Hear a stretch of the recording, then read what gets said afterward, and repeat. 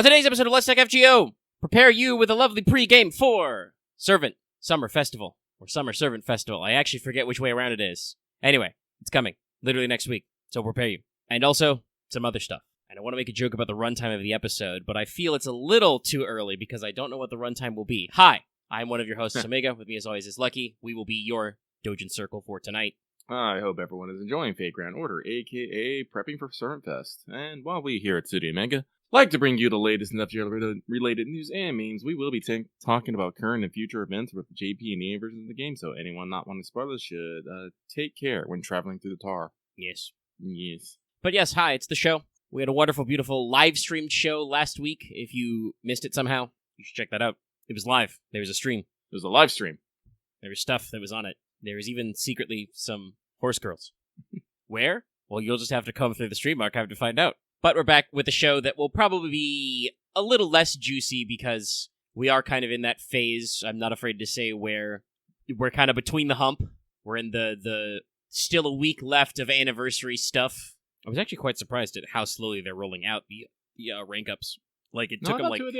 No, not the amount they're doing, but like, I think it was like 2 or 3 days. It was like Monday or Tuesday after the panel where they started. Oh, never really thought about that. Yeah, it was just like a couple of days off, and I was like, huh, that's a little weird. But I guess it lines up, with they'll be over, with some time left. But yeah, we're in, like I said, kind of that weird hump. And JP's kind of in the same way because they're in like the final week of the Lotto event, but Grand Lancer Duel hasn't started yet, so there's nothing really new to talk about. But we'll have a couple of things to note for you later. I'd like to remind everybody, before we get too deep in the episode, this episode is brought to you by our patrons.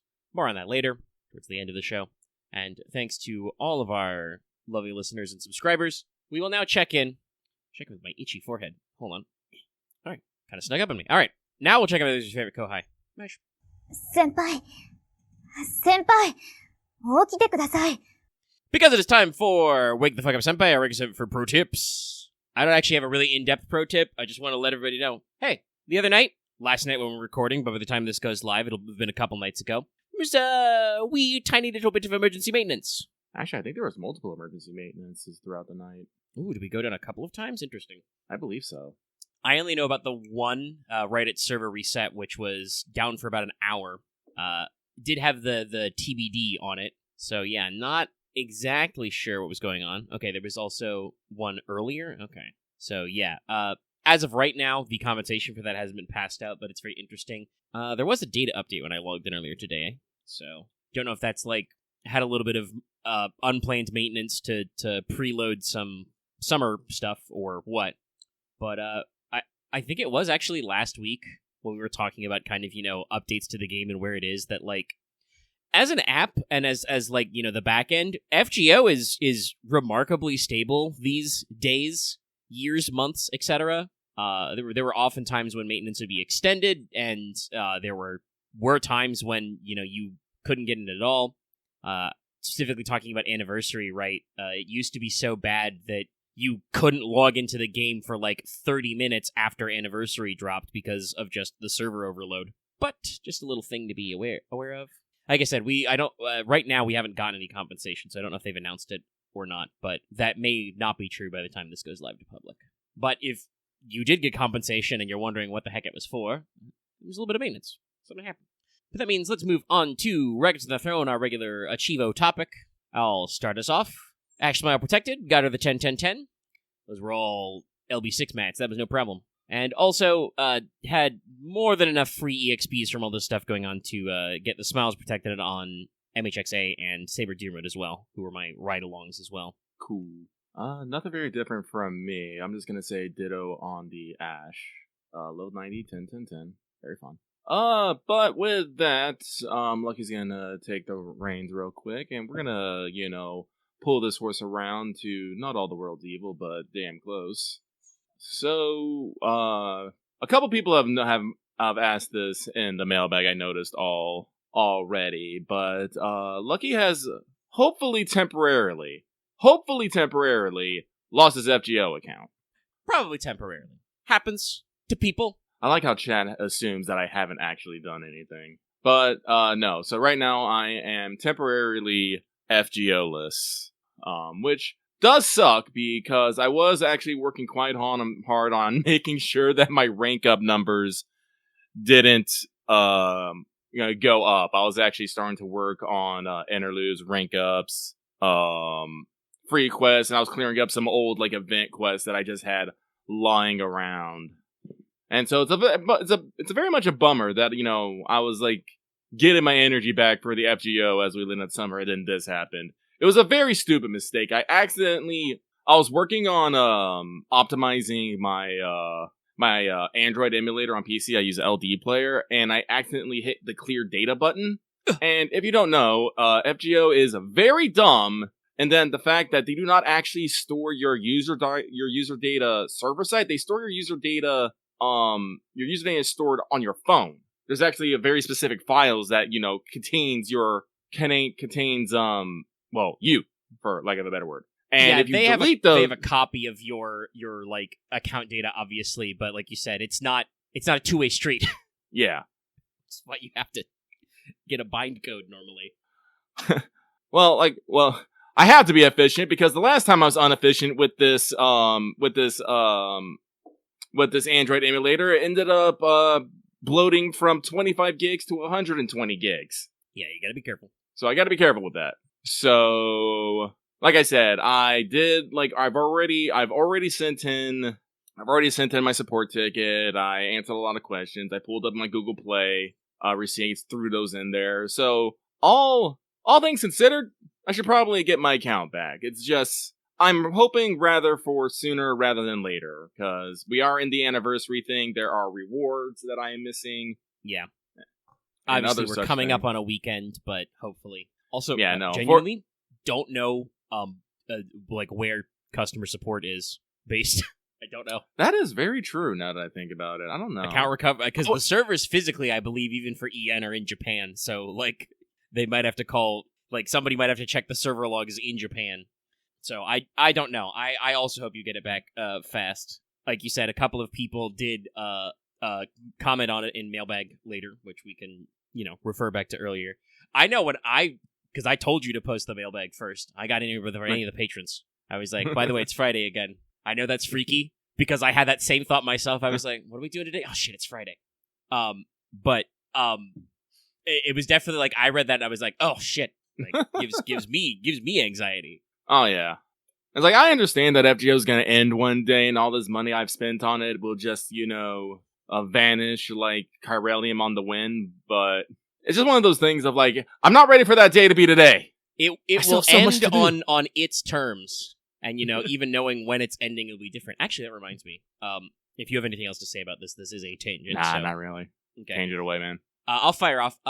There were some recent interviews, because I think it was specifically they translated some stuff for a panel for Honkai Star Rail, but they had Nasu do some interview runs, and he was actually asked about FGO ending and like what he's doing with his time. And we've made jokes before about how like Nasu, he's talked about it being like the end of Undertale, or like the sense of finality. We've joked about him like turning off the servers the moment the story ends. I think his most recent comments are a little more on point.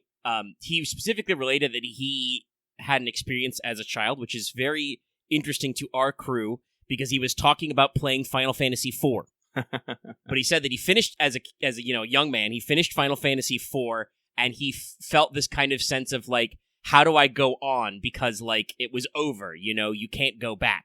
Yeah.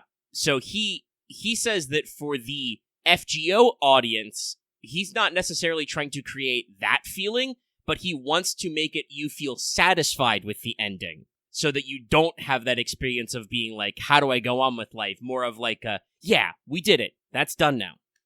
Close the book kind of a thing. So I do feel like FGO's story, as intended, part 2, will have a very definite conclusion-y type ending. But also Nasu did say that that's his personal opinion, and that Aniplex are the sponsors of FGO, so like technically it's not up to him if quote-unquote FGO continues. But he will finish writing for part 2 this upcoming year, and that will be the end of that part. The part will be over. The story will be finito. I'm excited for it. Honestly, this just makes me think even more like this makes me more confident that, like, FGO's not going to immediately, like, end of service, like, right away. Well, no. You know, we may finally get some more reruns, or that we may, you know, putter around a little and kind of, like talk about, you know, what actually is going on. I also think that, I wouldn't know if I would say Audio Call is supposed to be, like, going about part 3. I think it's more of, like, it's explaining what the stakes of the final conflict are going to be. And who knows exactly how long that will run. I would expect like a month-long, like, you know, finale in December, but we also don't really know. But, like, Nasu's a very busy man. He has a lot of projects that he wants to work on, a lot of projects that he's committed to work on, a lot of projects that people are asking him to work on. People are constantly being like, where's the second half of the Tsukihime remake? So I don't think he wants to be writing FGO forever. But it does make me kind of wonder, because, like, if you are Aniplex and Nasu's out here saying this kind of stuff, I feel like you gotta be in the tank thinking about what's next. And, like, oh no, I'm pretty sure they're already thinking about what's next. But like I said, like, I was thinking about this, you can't, like, it's one of those things of, like, we just can't go cold turkey on this franchise. It's like, FGO has been around for 10 years, has made so much money, has gotten so much, oh god, what term do I want to use here? People invested in it, I suppose. That, you know, you can't just be like, alright, it's done, we're just gonna go, you know, make something else now, I guess. And I believe, I'm wondering what they gotta be thinking about, because, like, a lot of people are very positive about the Honkai Star Rail collab, like, the extra special effects, and, like, the new Takuchi art for Saber. Even Nasu himself said that he was actually a little intimidated working with the Star Rail guys, because their, I guess you would say, like, graphical flair on turn-based combat was kind of like, he said in the interview, he was kind of like, oh, these guys know what they're doing, man. You know, kind of a thing. So, like, this makes me think that, like, okay, so the Type Moon guys and the Lysengo crew have got to be thinking about what our next version is going to look like. But that also doesn't necessarily mean that, like we said, they're not going to, like, just turn off FGO one day. Because I'm pretty sure that in some spheres, Girls Frontline 1 is still technically open while Girls Frontline 2 is up and running. Like, I know that they kind of, like, sunsetted one of their versions to kind of, like, reopen self-published, and I don't think the, like, Chinese servers are doing, like, new story content, but, like, the game still exists, and I'm wondering, like, that'll probably be a phase where FGO exists, where, like, FGO will exist, and there will probably be banners. There may be new story, like, new limited time events with guest authors. There may be brand new servants for a while, because God knows there's enough of a fucking NPC backlog that if they did nothing but 12 months of just Gouda Gouda banners to get people out of Gouda Gouda NPC hell, I don't know if they'd be able to do it in 1 year, you know? Yeah. So, but they could also just do event reruns so people can experience old limited time events in the story, because that is a thing that is a legitimate critique of FGO, that if you weren't here at the beginning, you've fucking missed some good events. I've been in other conversations about Fate stuff and talking about like people's opinions on the original Fate Zero, and I had to be like, yeah, the Fate Zero collab was pretty cool in FGO. That was like a year one event though. So I don't know what they're gonna do, but I suspect they're gonna keep the lights on FGO and probably develop an app that will functionally be FGO 2. It might not be called FGO 2, but I think they're gonna work on an FGO 2. I could see that, like their last one being a big summer, because they've got that's another thing, they've got a huge backlog out. I am actually pretty sure, I can't remember who it was interviewed, like if it was like Nasu and Takeuchi or if it was Tucson. Somebody I think said that they had content ready to go till at least the 11th anniversary. I thought it was the 10th anniversary, they said. I remember that was what they said first. But also, I think there was some comments that actually, like, earlier this year, they were like, actually, no, we can go to year 11. And I'm kind of like, okay, interesting. So, like, whether it's the live chat or people in the YouTube comments later, if you got a source on that, run me down. Because, like, I read a lot of stuff that's, like, barely sourced and take it with a grain of salt. But if you got a source, hit me up. But with that little tangent aside, let's roll back to our regular business. Let's ask everybody, did you finish your master missions? To complete your master missions this week, you need to defeat 3 each of Archer Caster, Lancer Rider Berserker, and Saber Assassin Servants. You need to defeat 15 enemies with the Heaven attribute, and then you need to acquire 15 and 30 EXP drops. So, it's Annie, a lot of stuff is discounted, do something. Dailies, storm pods, whatever. Do something. Honestly, I'm glad that we had that little tangent about future of FGO there. We're only just now crossing the 20-minute mark. Because we're going to Skelograms, and I gotta warn you, chat, it's very small. Very small. I talked about this earlier, but we're kind of in the event, the dip, the hump between events, and there's not a lot going on. We know for a fact, because I think the day after the panel and we streamed, they for sure posted, Servant Summer Festival 2025 is coming, 7/18. And keep in mind, I believe that's 7/18 Pacific time, so it's probably technically the Saturday for most people. But it's about a week away. We've confirmed, actually no, with maintenance it could still be early in the morning, because we're 4 hours? Yeah, so that would cross over. Because the Chaldea Broadcasting, which they have also announced, is coming the 17th. So we will have a broadcasting light. Hopefully, on his own pre-recorded video, Albert will not have to rush. I still do feel a little bad for him at that poor AX panel. But yeah, so we know what's coming up and where we're going to go. And until that time, please enjoy your anniversary goings-on. There are many daily banners going on. Obviously, if you haven't got your GSSRs locked in, you got a few of those. And there's a lot of time to benefit from doing regular daily content to get ready. I believe Albert was speedrunning it because of a thing that was mentioned in the... it was mentioned when we were kind of watching along live in our Discord, but the English release of Tsukihime was actually cut off of a live stream 1 year because the stream phased out. Ooh, we got a Famitsu translation from 23. Thank you. I'll look at that later. Yeah, so I think Albert is trying to avoid that. I do agree, as somebody in our Patreon chat, you can read along in the Patreon chat at any Patreon level, by the way. It's on our Discord. Join both. But I think that Albert has to do the Type Moon franchise news because that's just part of the business of being in the business partners with Type Moon. You have to advertise their stuff. Yeah.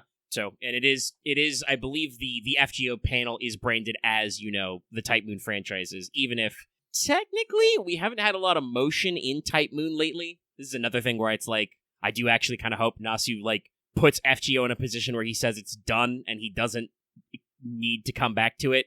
I also joked with somebody, like I said, I talked about I've been in some other conversations. I joked with somebody that unfortunately Extra Record's probably not going to come out until 2030. Guys, it was announced in 2020. Anyway, he probably could have speedrun that part, but I'm sure he didn't know how much time was going to be wasted. But that's our EN news. JP news is just a couple of extra banners on Indra's Great Trials. We've got the summoning campaigns number 3 and number 4. Oh, like I said, someone in chat said cope for Annie. I'm pretty sure we're going to get if not a release date for Hollow Ataraxia at FGO FES Japan. Because they did say coming soon still at the AX panel for English. So I'm so you're gonna, that's gonna be during FGO Fest, you're gonna fucking drop the mic on that one, aren't you? I'm sensing it. But yes, the new banners for JP for Indra's event are Anastasia, Tenashilan, and King Protea banners, giving you even more banners. And that is it. Grand Duel Lancer hasn't started, so here we is. So, with that, it is time for this week's Let's Talk FGO Mailbag, the segment where we read what you have to say and comment accordingly. Let's give the post one last refresh, see if anyone snuck in at the very last moment. And 2 people did, surprisingly. Alright, so we have 9 lovely comments. And first off comes from Monster Girl Aficionado, says, Dear Lucky and Omega, no question this week, just sending good vibes. Wah wah wah wah wah wah wah. And wishing you well. Keep up the great work. P.S. Do not forget your PvP ladder. I'm totally going to continue to forget my PvP ladder. You cannot stop me from getting my PvP ladder. BRB logging into Final Fantasy XIV. He's not going to forget about his PvP ladder, though. But, following that, we have Agent 418, who says, Hello, Lucky and Omega. Have a good weekend, y'all. Same to you. Thank you every week. Very, very early in the post order this week. Mm-hmm. Following that, we have the 100-Hour Man, who says, Dear Omega, I'm sorry, what? I had planned on saying something about my GSSR rolls, having 1,000 plus 8 quartz soothed on 3 accounts for summer and beyond, along with something else, but I can't even think about now because hearing about Lucky's account being bricked. I'm sure by now you've told the story, but I will say I hope everything ends up working out, and I'll be keeping you in my thoughts and prayers. Well, thank you, but you can keep your thoughts and prayers to yourself. Use them from something else. Like I said, I have sent what I can do, and I can do no else. It's not necessarily an issue of luck or chance, just inevitability. What happens, happens. Also, is this 1,000 plus quartz saved over all 3 of your accounts, or 1,000 plus quartz on each of your 3 accounts? I guess you have different accounts for different things. That's not crazy. I don't get it. I never get it. Wow. Why do you have 3 accounts? And why do you have how do you have so much Sankorts? I'm shook. Some people are locked in for one servant and one servant only. That's not me, but I admire their dedication to the craft. Yeah, but why 3 accounts? I can understand someone having a JP account and an EN account, but why the third one?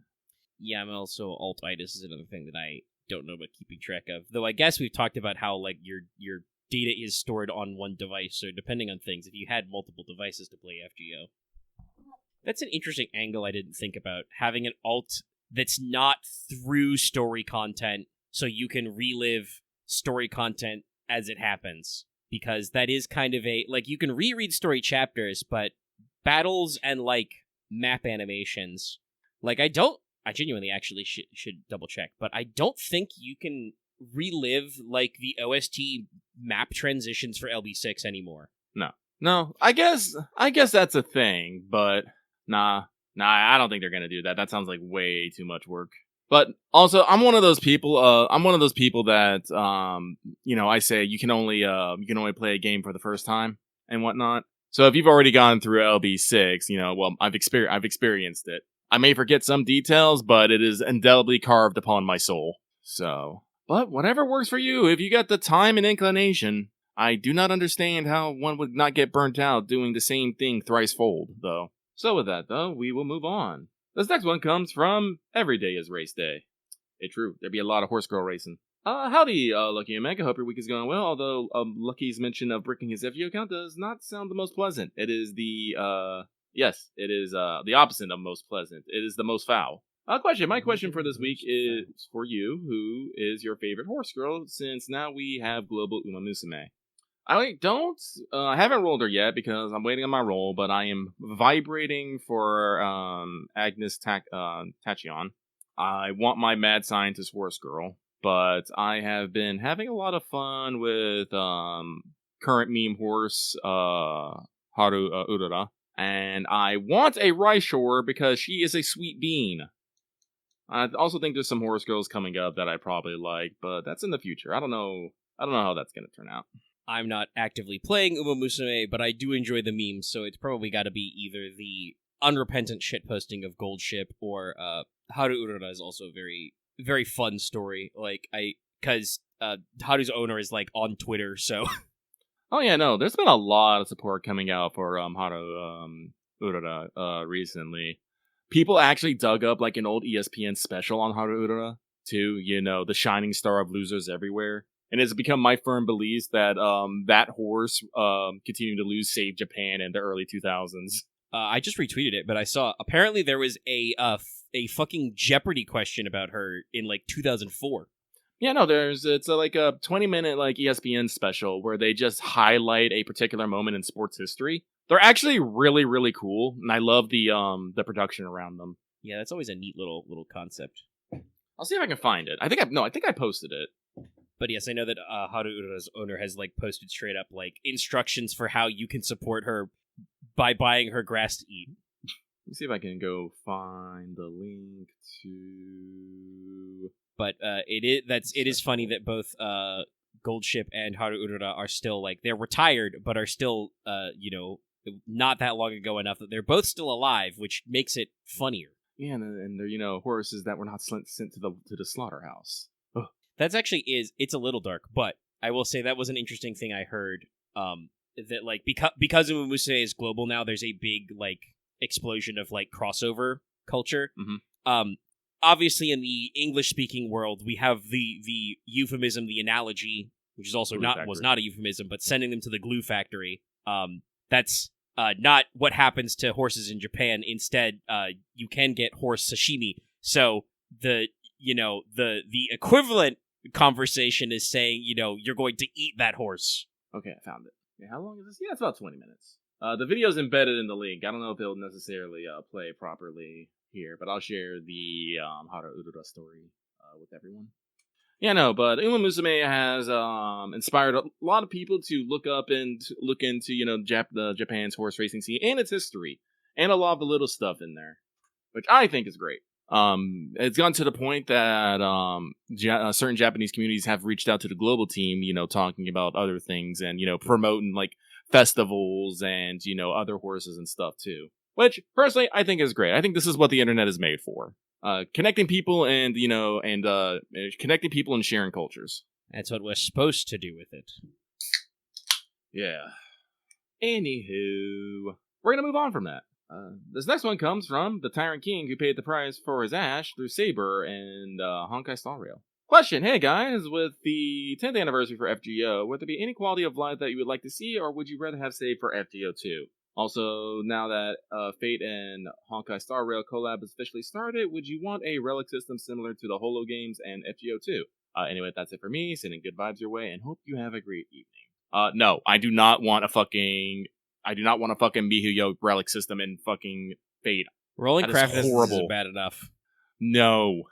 It's like, if I wanted like some sort of system, I would go with Nikkei systems for their equipment where you can re-roll the stats and then re-roll the percentages on set stats. And then when you like the stat, you can lock the stat and continue to re-roll. It's grindy, yes, for the thing, but you don't have to keep grinding, certain encounters over and over and over. Oh, so you can re-roll substats now? Oh, still. I mean, like, hypothetically, I don't want to, shame MiHoYo too much, but I want to shame them a little. Hypothetically, if, like, FGO2's devs, like, made the best version of what they've got going on, that's okay. But also, there are some gotcha-isms that I hope we don't get. Like, coin flip 50-50 pity. Which is so ubiquitous that I have seen gotcha game ads that are literally advertising how their game doesn't have a 50-50 flip on pity. Like, I don't remember what stupid-ass game it's for, but there's one that's like, what's more rare than a double rainbow? Not getting 50-50 pity in a gotcha game. Ooh. And I'm like, oh my god, we have truly gone so far down the rabbit hole that, like, this is a thing you can do. You can advertise that you don't do. Damn. Nah.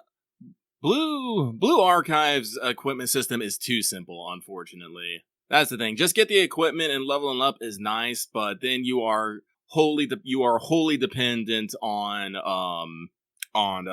character skills and stats. You are not able to tweak their abilities to better suit your game style, which means, less flexibility. Your student does exactly what your student does and does not do anything else. You cannot strengthen their strengths or strengthen their weaknesses in either direction, which, I like being able to influence that. So, no, I think being able to, have some... Oh, excuse me, hang on. Oh, jeez, carbonation. Indeed, excuse you. Shoot. I think having, yeah, sorry about that. I don't think necessarily having, substats attached to equipment is a bad thing. It is just, from what I remember playing MiHoYo games, relics have very random substats for a wide variety of things. So getting the substats that you want, or even the main stat that you may want, can take a very long time. And you will spend a lot of that time just, doing a thing over and over, trying to get the right proper drop. And then you have to, try to reroll stats. So, yeah. I can understand the less RNG, but that means you will never be at 100. You will always be at a 50. And if you're okay with that, you're okay with that, Mr. 50. I think there are, again, gotcha game technology has advanced a lot in 10 years. FGO has cool new things to do, like, a built-in pity system that makes sense. But there are also things that I, hope they kind of don't take for. I never get the fucking, what is it, elite? The purple or gold equips for the limited Girls and Girls Frontline 2. That just never fucking happens for me. I get them on occasion, but it's still very weird. Yeah, you got to go out of your way to go fishing for them, and I've basically never been lucky enough to get them. They do have some generic ones for the permanent girls, in the store, which is nice. Yeah. But for the limited dolls, it just I don't think I've ever accomplished it yet, and it's just sometimes I don't even get the purple one, and it's well, I guess you're just gonna have to live with your max calibration, level 6 blue gun. Yeah, no, I don't even have the purple gun for, I fucking forgot her name. Not Springfield, fucking motorcycle, HK, fucking Klukai. What's her name now?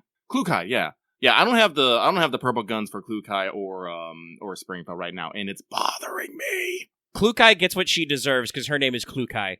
Macchiato is like, yeah, it's very funny. She's named after a sweet drink, but like, I can remember that. Springfield's literally still just called Springfield. I love her. She's pretty great. And they do still do free dolls, so like, you can get Faye, who is CZ right now, with her tomahawk. I need to open up Girls Frontline again. But we can move on from.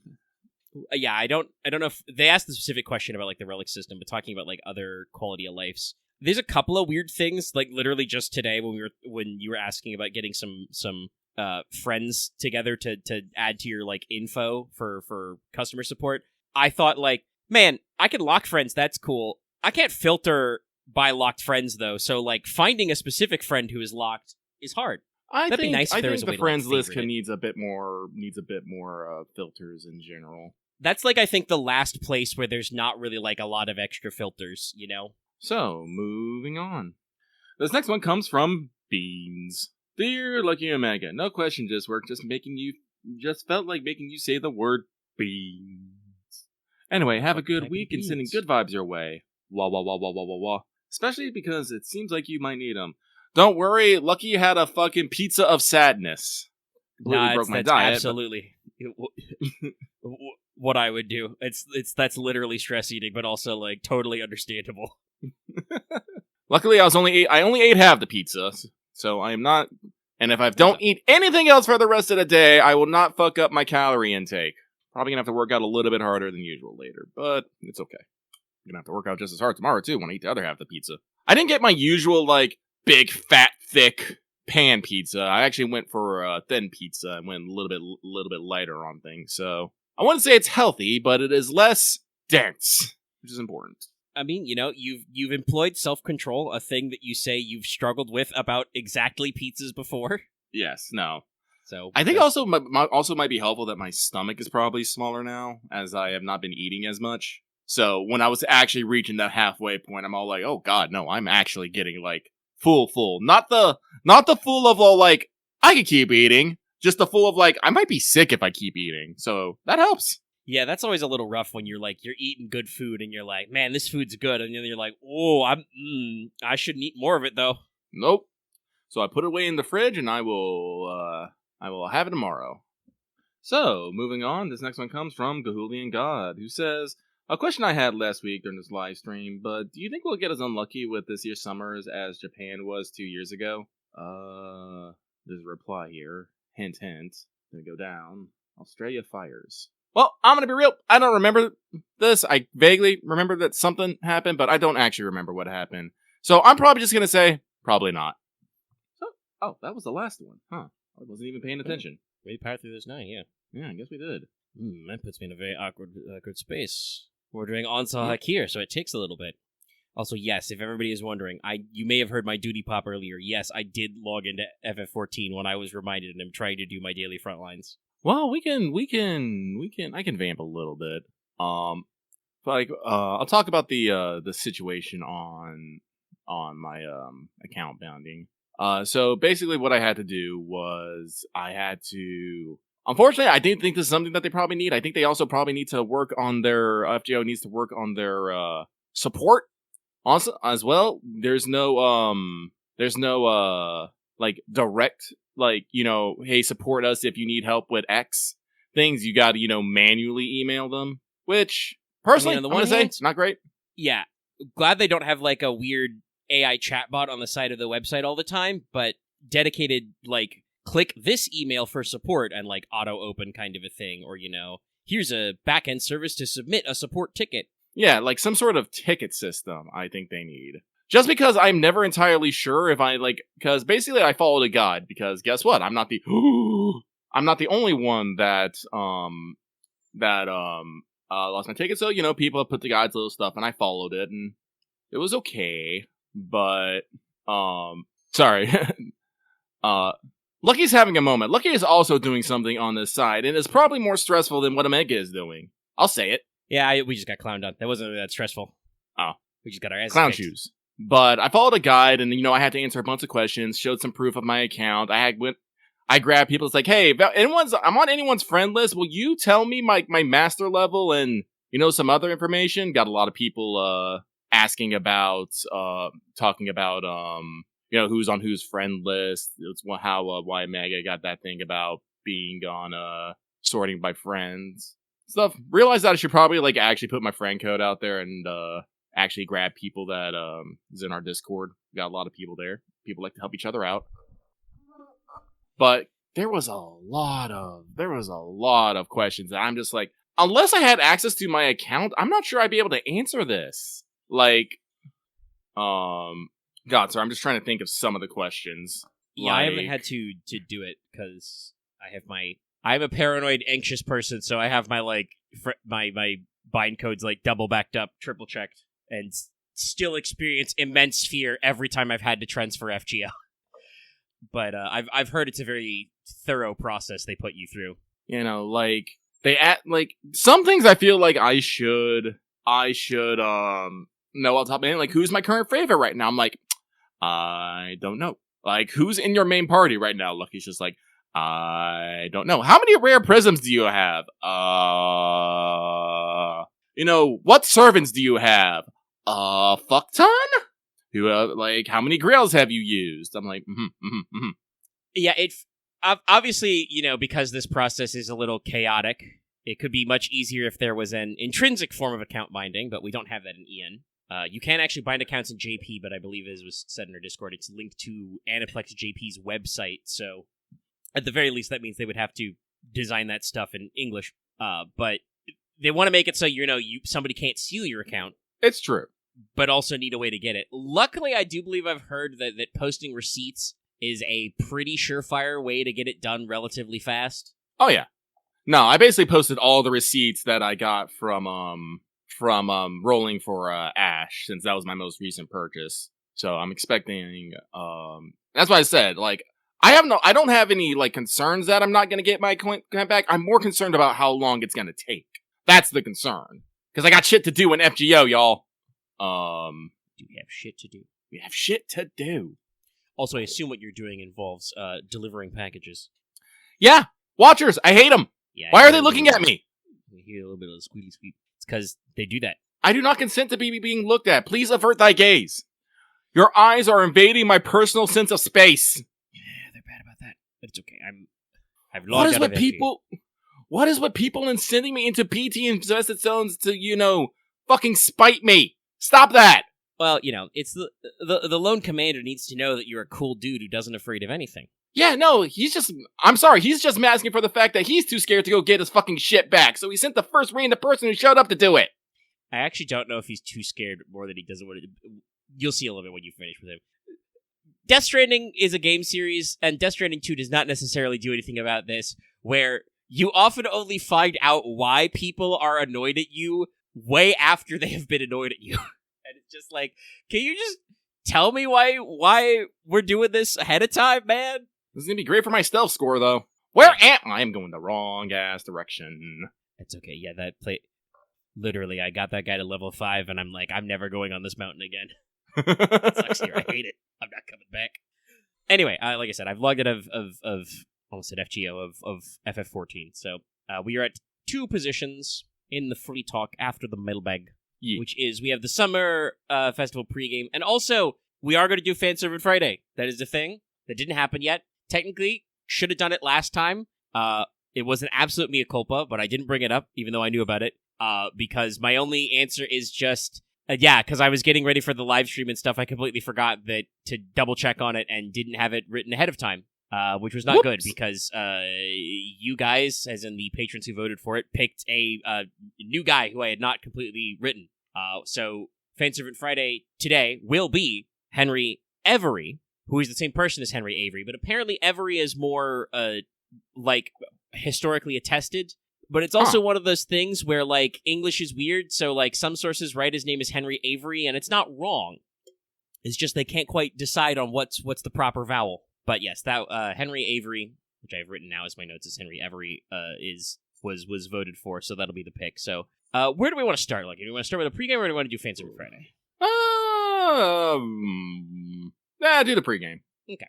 That will possibly be shorter. Henry Avery is a very famous pirate. And honestly, Summer Servant Festival is pretty straightforward. I do have a couple of notes about some story stuff to talk about, and then a few other things, but it's a relatively simple event, because it's the sequel you've all been waiting for. Woo! Servant FES, it's back, and it's better than ever. Why do I say it's better than ever? It's not a triple point ladder. Automatic improvement. If anything, actually, I think we've done this before, but I can't remember exactly which events, but they do it again in the future. But it's a mission-based event, but a limited number of missions. It's not even a full 100. It's a 30-mission event, and there's another mechanic we'll talk about in a little bit. But basically, you're doing missions, and you're doing these things called delivery quests, and you're trying to get your Dojin circles up. You only have to clear Fuyuki to get in, because it's a summer event, but obviously there will be some tangential LB6 spoilers, I believe. And also just some weird stuff will happen. The main story is time-gated, and like the original, there are several Dojin circles you can help level up. You do this through delivery quests. The way you execute a delivery quest is you spend items to clear them, not AP. Leveling up your circles to different tiers will give you bonuses during the event quests, such as Buster Up, NP Up, etc. Individual circles have specific bonuses they give you. For instance, you, the Master's Circle, is, I think, like Fairy Cup Chaldea or something like that is what you call yourselves, but yours is NP damage up. Okay. The best way to describe delivery quests for older players is they're kind of like the original summer event quests, or like some of the Guda Guda construction type quests. Basically, you pay the currency, you get a little bit of dialogue, and then you get a small reward right away, and then you advance your circle. So, you'll Uber Eats the Dojin Circle some supplies, they write some more, we move on. The main story is technically broken up into 13 acts plus prologue and epilogue, but some of these acts are, like, unblocked by upgrading your circles to certain levels, so you do that thing where we get, like, intermediate nodes in the middle of the act. Like, you'll get, like, Act 10, Part 1 of 4 type stuff. So, there's a few extra quests involved, and there's plenty of not reading quests, but in general, completing your main quests will earn you a brand new Mystic Code right away. It's pretty cool, literally in the prologue. Also, the Summer Street style Mystic Code is pretty cool, because it doesn't have a 20% battery, but it has two 10% batteries. It's also arts focused, so that's neat. But you'll get that literally first. You'll get about 15 Sate Quartz. You'll get a single summon ticket for main story quest. About 100 million QP. One of the 3-star CEs. A couple of the Dojin CEs are cleared by main story quests. You'll get a Grail at the end, and you'll get the temporary and permanent Welfare Nocnaria, and one of her Ascension mats. Post-story quests will net you 3 of her NP copies and another Grail. So 2 Grails, Welfare Servant, St. Quartz, tickets, etc. Also, like I said, 100 million QP straight up. Now, most main story stuff is pretty doable at all levels since it's Fuyuki clear. Like, your enemies usually in story quests top out at like around 200k. A couple enemies have break bars that retreat after, that kind of thing. It stays this way until the final quest, where shit gets real. You're gonna have to do a boss rush of fighting Berserker, Saber, and Foreigner bosses who have like 500 and 600k HP and 2 break bars. That's 500 and 600 each bar. And they have serious mechanics, so you will get story supports to work with. Mandatory front row picks, but there'll be story supports. The Berserker boss has stacks of special damage resistance, which slowly go down when attacked, but when you remove the stacks, it absorbs HP from the servant attacking them and gives them defense down. The Saber boss just inflicts burn and burn accessories. Free burn, can inflict burn on attack. Does bonus damage versus burned servants. It's burning. True propane, not charcoal. The Foreigner boss gets defense up specifically against enemies who have debuffs. Every couple of turns, he'll remove like 3 of your latest buffs. And also, if your party uses skills, you might get stunned. Maybe. Possibly. The final boss is clearly leading into something later, since we have Future Sight. They're kind of a fake boss fight. They're a Foreigner with permanent evasion, negating sure hit, and Pierce Invincible. And instead, what you actually have to do is kill Moors, but they're Foreigner class, and have taunt. So, bring some AoEs, bring some single targets. And in general, expect to fight a lot of bosses during this main story quest who are Foreigners, Alter Egos, and Pretenders, in addition to normal classes. I see absolutely no reason why the LB6 event or themed limited event would involve extra Alter Egos, Foreigners, and Pretenders. No reason at all. Free quests, thank God, are much simpler. They're all monoclass, and they have all much more reasonable HP. The highest tier normal 333 node is all Berserkers, and you do get a Foreigner welfare from this. And the boss has only 150k HP. Baby stuff. The 90 plus node, yes, I did add a lot of extra pluses in my notes for the joke. It's 2 waves only. First wave is 3 Berserkers, and the boss has like 200k HP, and then you have to defeat a single 400k Moon Cancer boss. So, like, a little crazy, but not like that crazy. There are literally story fights that have more HP than that for you to chew through. Also, it's Summer Kiara. She's the Moon Cancer in the free quest. She's probably complaining about being left out again. But yeah, so, honestly, with the point ladder part removed and the free quest farming nodes being relatively low difficulty, being, I would say, on par with what you'd expect from acquiring a Fuyuki clear from events these days. Not terrible. Like I said, the bosses, you're going to have to do a little bit of your thinky pants, but I'm sure people will figure out ways to get in there and cheesify them. You also... Cheese, grommet! You do have a compacted mission list to complete. There's only 30 of them. Primarily, they involve completing delivery quests and leveling up your circles. Yeah, do a lot of delivery quests. You gotta level up your circles to get them. But you also will need to work on Nocnaria, the welfare. She's got the usual put her in a fight in the party 10 times, ascend her 3 times, get her bond level 3, that kind of stuff. And, a few other story stuff to be aware of. But completing your missions will net you a couple more summon tickets, a couple of the event CEs, leaves, more leaf, mana prisms, command codes, a few million QP. Not 100 million, but a few million. A couple of other mats, one of the NP copies for Nock, so that's the 4th one, and a lore. So that's one of your crystallized lores in the mission list, one of your NP copies, etc. Now, how do we get to completing these missions? Well, the bonus servants don't actually help that much. They're just damage, but I'll come back to the event store afterward. We do actually have an event bonus list, which is pretty big. So, basically, Bakatoria, Zerkatoria, whatever we're going to call her, her, Ruler Melu, and Nock are plus 100% damage and 50% bond. The Summer Knights of the Round, so the 3 of them with costumes, Oberon, Ash, and the remaining new Summers, the Summer 4 stars. So that's Barghest, Capriestus, Chloe, Suzuka, are 50% damage up and 20% bond. Mash is also 50% damage up, though obviously she does her special thing where she shares bond with everybody. And then every other Summer Servant, including costumes, and also Muramasa in his first ascension only, get 30% damage up and 20% bond. And actually, I want to check. It's a very big list. Let me see, actually. Is it? If Habitat was hiding in there, I wouldn't be surprised, but I also don't know. No, okay, it's just swimsuit servants, whether that's a costume effect or not. So obviously, a very robust bonus list, weighted a little towards new servants.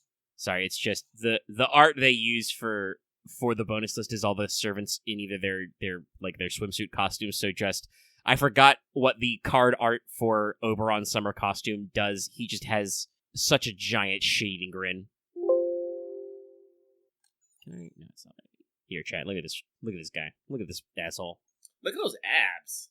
Yeah. Also, what we learned is that that Oberon's ripped, but he's that big grin on his face. He's like, yeah, I have abs. Anyway, close it up. So those are your bonus-y servants, and the event shop is going to have lots of things. First of all, it's good for a whopping 6 copies of both event CEs, if I'm reading this right. One is for delivery quest drops, the other is for amplifying your circle buffs. Makes your circle buffs better. But also include all of your costumes, and your remaining 3 Nocnaria Ascension mats, plus Nock coins.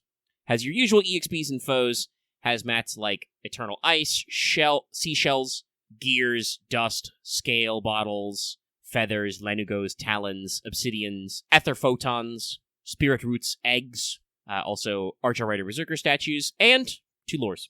Also, once the event is over, because you'll still be earning, delivery quest drops, each of your delivery quest mats is worth 10k QP a pop after. So once you're done with the event, if you farm a whole extra shitload, you don't need to worry about them being useless. You can, fire them back off.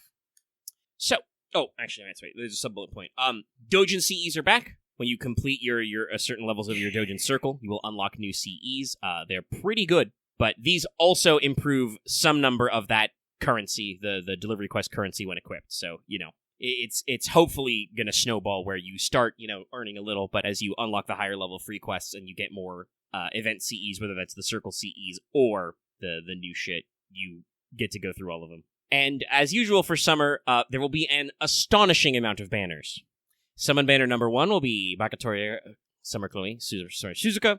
Second will technically be the boys. That will be launching at basically the same time, or at least that's how it was in JP. This is going to be Oberon and Gawain Lancelot Tristan. Then a few days later, looks like 3 or 4 days by JP's count, so not even a full week, we will get the second banner, which will be Mark the Third, but the second new banner, which is Summer Melu Bargist and the mysterious Kerpriestess. Who could she be? Banner number 4 is Tezcatlipoca, of all things. I guess he is on a signature CE, but damn. Also, all 3 banners from last year's summer will have a rerun as well. So that's Ibuki, Summer Scotty, and Lady Avalon are all coming back. As usual, the way this works as well for CEs is banner number 1 has the female-focused CEs. Banner number 2 has all the male CEs, including that aforementioned, diving suit, swimsuit, Tez. Banners 3 and 4 have both. So tabulate your losses accordingly. And honestly, that's really about it. It seems pretty straightforward, and hopefully not as much of the time loop grind sack as Server Fest number 1. That was a very cool event, but also the time looping parts were a little awkward, and having to do 3, was it like, what, 1 million a pop? Yeah. Yeah. So it was 3 million overall, but it was 1 million each type of drop was tough sometimes. So this should be a little more straightforward, a little more direct, and hopefully we all have fun. This is officially written by Nasu, so I'm sure we'll have plenty of good follow-up to everything going on there, and we'll have a good one. Yay! So, let's do Fancy Food Friday. Let's talk about Henry Avery, or Avery, however you want to say it. A very famous pirate, sometimes called the Arch Pirate, or the King of Pirates. So it could be an excellent selection for, Fate's many King of X moniker, the King of Pirates. He also had several aliases, such as Benjamin Bridgman and Long Ben. I kind of wonder if the Long Ben may have gotten bothered, because sometimes his name was incorrectly reported as Jack or John Avery. So I wonder if, for Stevenson for Treasure Island took Long Ben and turned that into Long John Silver. Anyway, Avery, like I said, is a very, very famous pirate, mostly because Avery's one of those legends that is, like, one of, I would say, like, history's great mysteries. Mm-hmm. We know basically jack shit about his early life. Like, people are pretty sure he was born 20th August 1659, to give you a date of when it was. We know that he served in the Royal Navy for a while, so he was a sailor first. Served as a midshipman aboard the HMS Rupert. May even have been promoted to master's mate on the Rupert. And he left for a while and may have been associated with was associated with the Atlantic slave trade, but also we don't know shit about what he did in that role. And then joined a Spanish expedition, but then they didn't pay him. They didn't pay the boys. The boys wrote about 6 months of back pay. And if you know anything about sailors, they don't like that. No. So Avery went around to everyone and got a lot of them to mutiny and took over their ship. And this is when he became a pirate. But the most famous thing he did, because the crew rattled around the Indian Ocean for a while, but the most famous thing he did is known as the Gunsway Heist.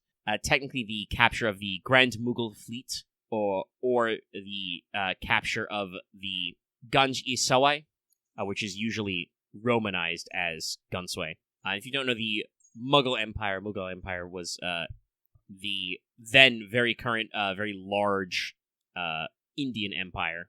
So they were a pretty big deal. But Avery and several of his men captured the Gunsway and its escort, Fateh Muhammad, and stole what was about, valued at the time at £600,000, which in modern money, adjusted for inflation, would be about £115 million. Jesus.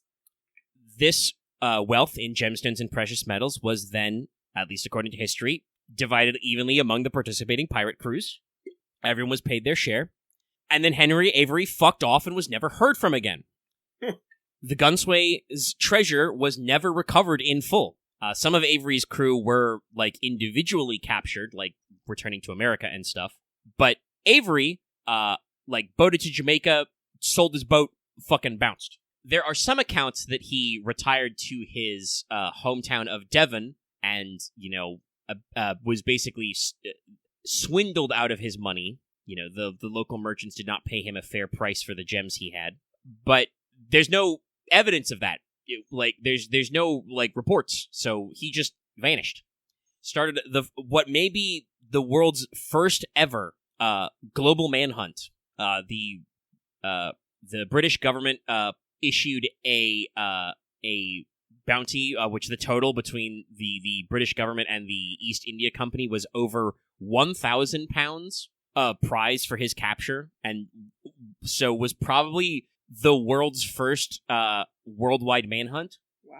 Okay. The British Parliament declared Henry Every, Hostis Humani Generis, an enemy of humanity, which is an old Admiralty law affiliation, which is basically you can't park anywhere. If the British Parliament declares you, if the Admiralty declares you an enemy of humanity, there is supposed to be no safe harbor. But they went to all that effort. They posted a fucking 1,000 pound bounty, and they didn't get him. He's gone. So, like I said, very famous pirate, and I think the fact that he just up and vanished with the loot, as far as we know, is why his legend really sticks. Like, he is a guy who did something incredibly famous, groundbreaking, unheard of, really golden age of piracy type stuff, and just went, I'm out, peace. And obviously, you may have heard of Henry Avery from Uncharted 4, which is very heavily influenced by his mythology.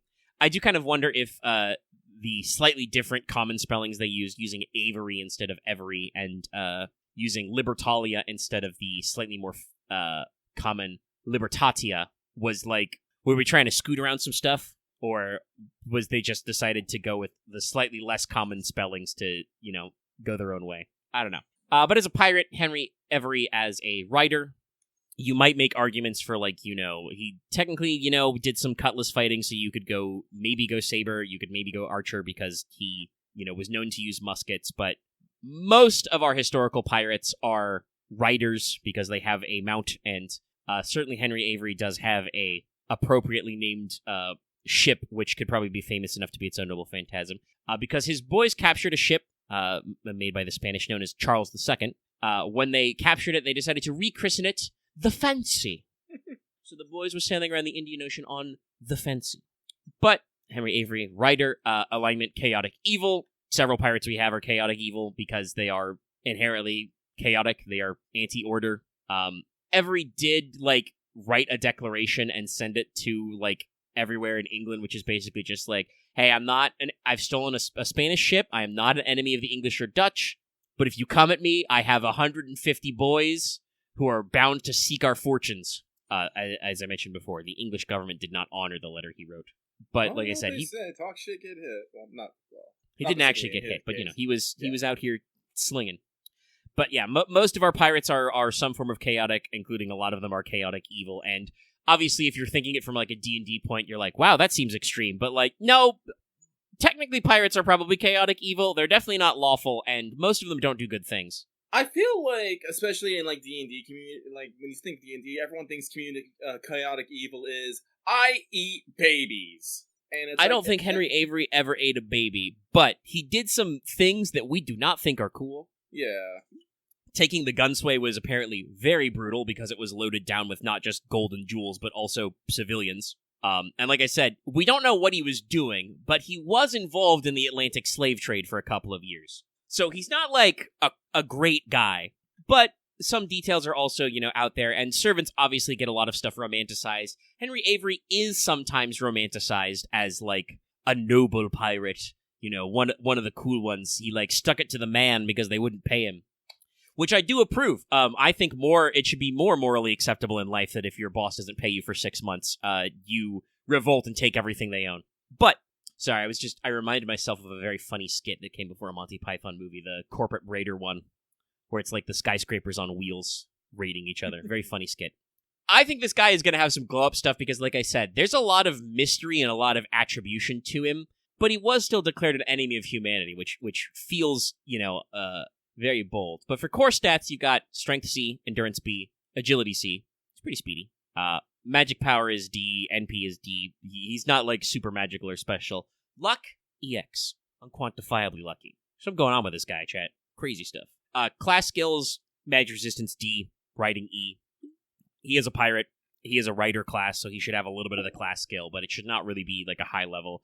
Most of it we're going to get through this is personal skills and noble phantasms. So for personal skills, pick 3. You've got Golden Plunder A, which is a personal variation of Golden Rule, the ability to accrue wealth. Henry Every came from modest means. There are some sources that said that his father, manufactured wigs. in Devon, which can't be super going out there. But obviously, as the pirate who organized the Gunsway heist, he achieved a almost unheard of sum at the time, divided among his crew, and then escaped. So he can display vast amounts of wealth, as per Golden Rule, but also he can steal unattended wealth from others. If you've got a shitload of wealth coming around, Henry Avery might just take it. So Golden Rule is by default just increases your NP gain. Honestly, the way Golden Rule is handled in the game is a pretty crappy skill. A lot of Golden Rules have had to be buffed because they just increase your NP gain, and you could just have better stats. Honestly, I think that's kind of okay, that, like, the normal Golden Rule's kind of boring because it's a skill that's really weird in lore. It's just, like, servants have the power to get extra money, which, like, okay, Gilgamesh can buy fancy cars, I guess. Neat. But with the ability to steal, you could definitely use this as kind of like, drain NP from enemies, give NP to self kind of a skill. That's always a fun one. Plunder that gold. Second personal skill, Hostis Humani Generis B+. This is the enemy of humanity. So a term under law to, grant pirates no safe haven. Basically, the fluff side is passively gives him increased combat parameters versus lawful servants and anyone on the side of human order. If he actively uses this skill, he generates an oppressive aura, which, causes all his foes to seek him out. The world's most wanted man. It's a taunt. It will be a taunt, I think. But also probably give damage up versus lawful, maybe damage up versus man attribute, redirect all that stuff to himself. Maybe also be guts. I don't know if that's too busy. Well, he wanted to survive the hunt, so I'll probably put a taunt and a hard defense in there. Yeah, like a taunt and evade could work. He's they did never catch him, so that works out. Final one, Pirate King's Charisma, A rank.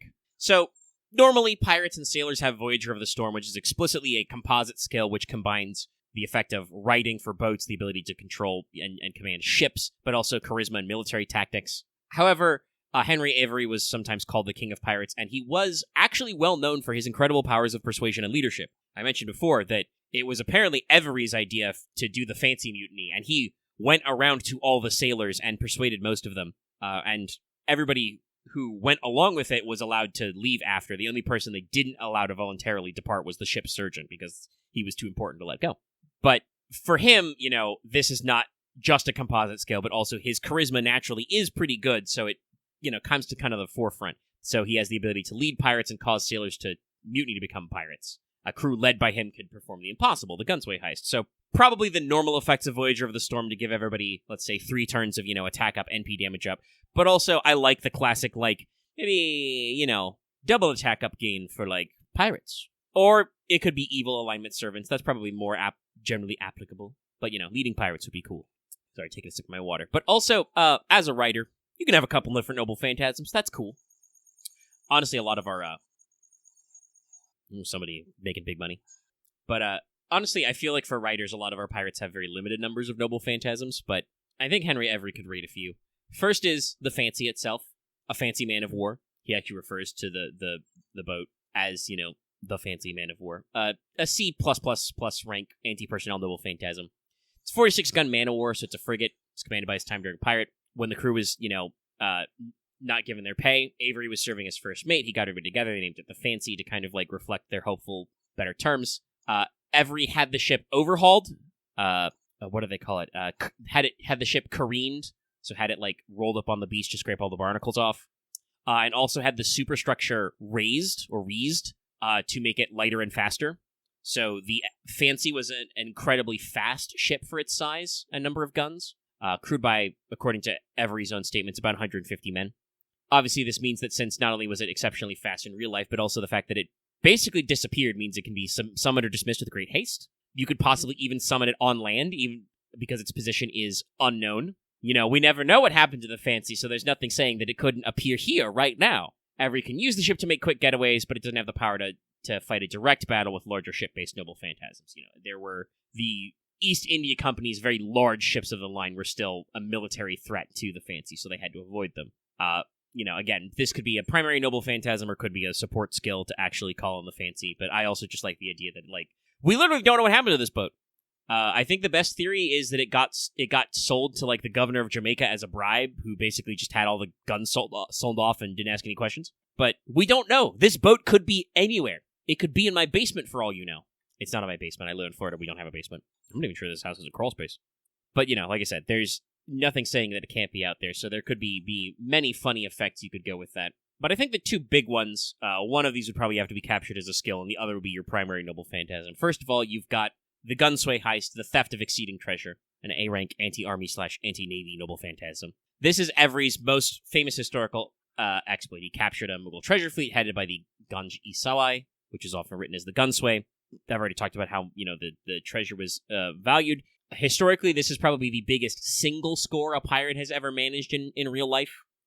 There have been some other very famous, pirates who've accrued a lot of money, but the Gunsway loss is probably like the biggest ever in a single one. Led to the first, global manhunt in history. Every was never captured. Gunsway treasure was never recovered. Not only was this done by the Fancy, but Every was an admiral who commanded a small collection of pirate ships. The Amity, the Dolphin, the Portsmouth Adventure, the Susanna, and the Pearl. The Ganji-Sawai and her escort were fearsome opponents, but Every's crew triumphed through luck and skill to seize the impossible. The loot was divided, and Every disappeared. So when he activates this, the fundamental effect of this Noble Phantasm is that it just causes prevailing conditions to support Every in a pirate raid. The amount of support he gets is proportional to the value of the target he is taking. The more valuable the prize, the more impossible the heist, the more his luck grows. This is why he has EX rank luck. Basically, there's no real reason they should have gotten away with this, but they did. So when you activate the Noble Phantasm, the harder you try, the bigger the score you make it, the more of a legend you make it, the more likely it is that in the impossible, Avery and anyone supporting him will, get it done. This ability can be combined with other Noble Phantasms, not only Every's own ship, the Fancy, but any other ships that'll join his armada, amplifying his powers to take on opponents which would be impossible and then slipping away. So, obviously you could do this as a big AoE, Noble Phantasm attack. You could have it, do other interesting things. Black Bart's NP is very interesting because he literally does bonus damage to enemies which are ranked bronze or lower, I believe. I feel like Every's ability would be like the inverse, like maybe do something like defense ignoring AoE damage that also does bonus damage if your opponent has a defensive buff.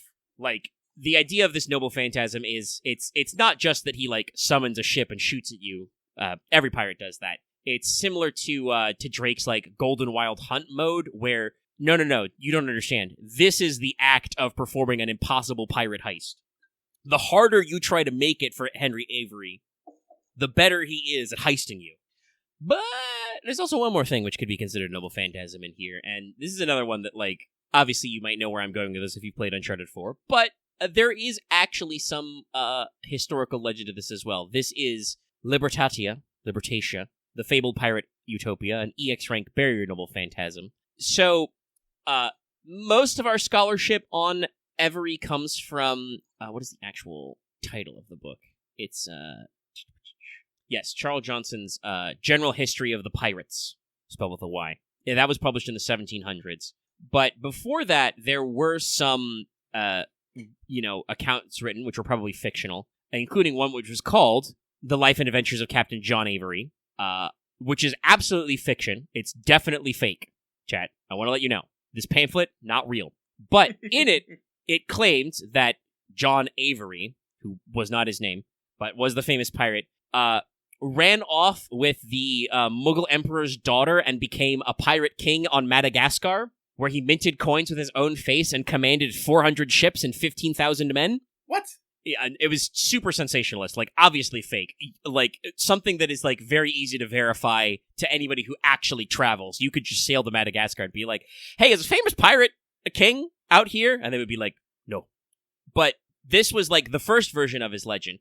General History of Pirates came out a few decades later, and in that, it claimed that's where it was said that he, basically died penniless in Devon because merchants swindled him out of all his money, didn't pay him properly for his jewels. I also personally think that outcome is unlikely, because I can't imagine that a guy persuasive enough and canny enough to pull off the Gunsway heist and go incognito successfully would let some random merchantmen swindle him. I would assume that if he was swindlified, they would explode. They would be dead. Yeah. He probably just changed his name and retired with a shitload of money somewhere, and nobody noticed. But, like I said, they attributed this to him. This is also very similar to the concept of the fictional pirate utopia, Libertatia or Libertalia, which was also written about later. This was the famous story of the motto for God and liberty. A lot of this borrowed for Uncharted 4. But the historical Libertalia was allegedly founded by Captain James Mission and Thomas II. Thomas II was an associate of Henry Every. He was one of the captains of the boats in the Gunsway heist. So there is actually some connection there. But Libertalia was supposedly, founded to wage war on oppressors on behalf of the oppressed. What they counted as oppressors was things like monarchy, slavery, institutional religion, and wealth. They allegedly practiced direct democracy like some pirate crews, etc. So this is a power that has no basis in historical fact, but because Henry Every has a huge amount of mystery accrued as a guy who vanished, and people did believe this for a while, he has the ability to summon this conceptual bounded field type noble phantasm. It's similar to Reality Marble, and I know that FGO is very, very careful about giving just any old servant a Reality Marble. I do think this would not count as a Reality Marble because it doesn't, the way I've written it, it does not, recreate the fictional land of Libertatia. He doesn't summon a jungle Madagascar island for you to fight in. It is more that he creates an area that you might call Libertalia, a zone where oppressors are degraded and the oppressed are kings. This includes Henry Every, because obviously that legend I told you where they said that he, ran away with a princess and established a kingdom, he was a king with, men and coins and stuff. That doesn't sound a lot like Forgotten Liberty, but it's all fictional, so. Basically, enemies with king-like qualities, divinities, priests, those associated with the slave trade, etc., will have their parameters degraded. Every and anyone like him will have their parameters augmented. The magical energy to create this barrier would last not very long, and its maximum radius would only be that of a small island. Physically, it's represented by a flying the colors that are an inverted Jolly Roger. This is the alleged coat of arms of Libertatia, or also might be Libertatia. I'm not actually sure. It's obviously from the Latin liberi for freedom, but made up words. That may also be why Uncharted 4 and Naughty Dog went with Libertalia. That's a lot easier to say. The T and the vowel sounds could confuse some people. But allegedly, they flew a white flag with a black Jolly Roger on it instead of the usual colors, so that's a cool image. But yeah, this could probably just be a skill to give him anti-divine, anti-king damage, and some defenses. But it's a cool quality to attribute to a servant. The kind of fun time we get to have here when you get to blend history and fiction, and could be a fun time. But yeah, that's Henry Every, or Henry Avery, or Benjamin Bridgman. Benny Bridge. Not as much of an obvious alias as Guy Fawkes's John Johnson, but Benny Bridgman is definitely it's like a comic book hero. Kind of, yeah. And like I said, I want to bet that because he was so famous that Stevenson took inspiration for Long John Silver from his Long Ben alias. I can see it, yeah. For art design stuff, there's a couple of different ways you can go. There are some, alleged woodcuts of him, which are all pretty, normal, I want to say. Here's a painting from the 18th century, maybe 50 years later. Supposedly that's the fancy in the background. It's just yep, that's just a dude. That's a sailman. Unlike some of our other guys, he doesn't have a big fancy beard. He has a hat. He has to have a tricorn. That's important. Yes, he has to have the classic hat. And there are some more modern paintings that are a little more fancy. I imagine that kind of where you'd go. Ranking him up would be you'd start at normal pirate level, and then as you get higher, you get closer to the pirate king fantasy, where you probably start to look like a One Piece character. I'm about to say, he needs to have cannons on his shoulders. Extra cannons, make it so that he's wearing a fur-trimmed, red pirate coat, and also has, for some reason, a tiger skin over that. Just ludicrously blinged out. But there's a lot you could do with that. Right, that means we're down to clown with the What's Up Zone. The What's Up Zone! Before we what's and up, though, we'll take a quick break. Take a quick break. And we Oz resumed. We are the resuming. Let's close my list for servants. So I only have a couple of things in the What's Up area. I actually jotted down one main thing, but I immediately have a second thing. Oh. By virtue of some stuff you mentioned earlier, which is... So you've actually been playing a little Death Stranding, too. Yeah, no, I'm in Australia right now. Just visited the Lone Commander. Yep, I was just going to say, I've given, I think, my initial impressions and thoughts in our Death Stranding streams, so it'll be some number of hours before the next one of those is. We're planning on doing that again on Saturday, so it'll probably be the same day this comes out. But I, wanted to give you first, correct, to give your initial thoughts. Oh, well, well, so far, I like it. Story, I'm not going to comment on story. I don't know this story. I'm in the middle of it. I'm saying, why me? What the fuck is going on here? Bridges, Mm-hmm. So I'm not gonna comment on story. Oh, can I not actually access the fucking road things immediately? Interesting. That's a move. believe you gotta unlock another guy before you can start working on the roads. There's a little bit of story progression. Yeah. Well, I think that makes sense personally. But so far I'm liking a lot of the mechanics. There's a lot of little things I'm noticing here. Like the fact that the bola gun and the sticky gun are now small size. Like little things like that. Because in Death Stranding 1, the bola gun and sticky gun are medium size. So they take up quite a bit of space, and you can't put them on like on your suit slots and stuff. So it's a little interesting. Also, I do like like you said, they give me the handgun and the grenade pouches, so I can carry like 2 grenades for free, a handgun. I kind of wish I had a second tool rack slot though. I'm gonna be real. I know that slot's taken up by the Odratech, but man, I feel like this game wants me to carry like 2 to 3 guns at a time. They just give me so many. I'm just all like, guys, I cannot handle all this weaponry. So they really want you to basically find your playstyle. My playstyle right now is praising the trank rifle. Yeah. Because that is fun, but also you need to have anti-BT weaponry on you, so, a multi-purpose rifle is nice. Currently have the silence pistol in my, in my holster. Yeah, but... I talked about this a little before, but I kind of wish the tool rack wasn't a holding slot for just, like, whatever Sam has actively equipped, and then goes there when he puts it away. No, like, that's something that I can definitely say from Death Stranding 1 that bugs me, is that if I pull something out of my tool slot, but then I switch to something else, it, it replaces the tool slot, and I'm like, I don't like that. I want whatever's on my tool slot to stay in my tool slot. If I take something from a shoulder slot, when I'm done with it, it should go back to the shoulder slot. Yeah, I don't want to, like, pull out my container repair spray or my climbing anchor or my ladder, and then when I'm not using it, my gun is magically teleported to my back. It's not usually a huge deal, it's just a little annoying. Yeah. And, like, most of the guns in the game, not all of them, but most of the ones I've seen so far, like, either start or as an upgrade, compact down to small. So, like, that's nice.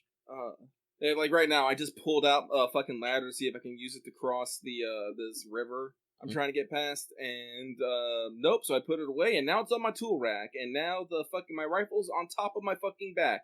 It's like, It's not great. I really wish you wouldn't do that. No, I feel like container repair spray and things like container repair spray should be like kind of how like how other things work. The container spray should just be just like a thing that pops out a can, and when you're done with it, you just put the can back in the container. Like, doesn't actually like leave and stuff. Yeah, it should probably be like your blood bags or your handgun holster, or I don't know, Sam's free canteen. Where just I feel like X container repair spray and can use it without it taking up a slot. Because like in Sam's hand, it's very small. It's very small, so I'm just like it weirds me out because that's how it works. When it's on the tool rack, it's just a container that just pops out a can. I don't see there's any reason why I have to put it in my tool rack to access it.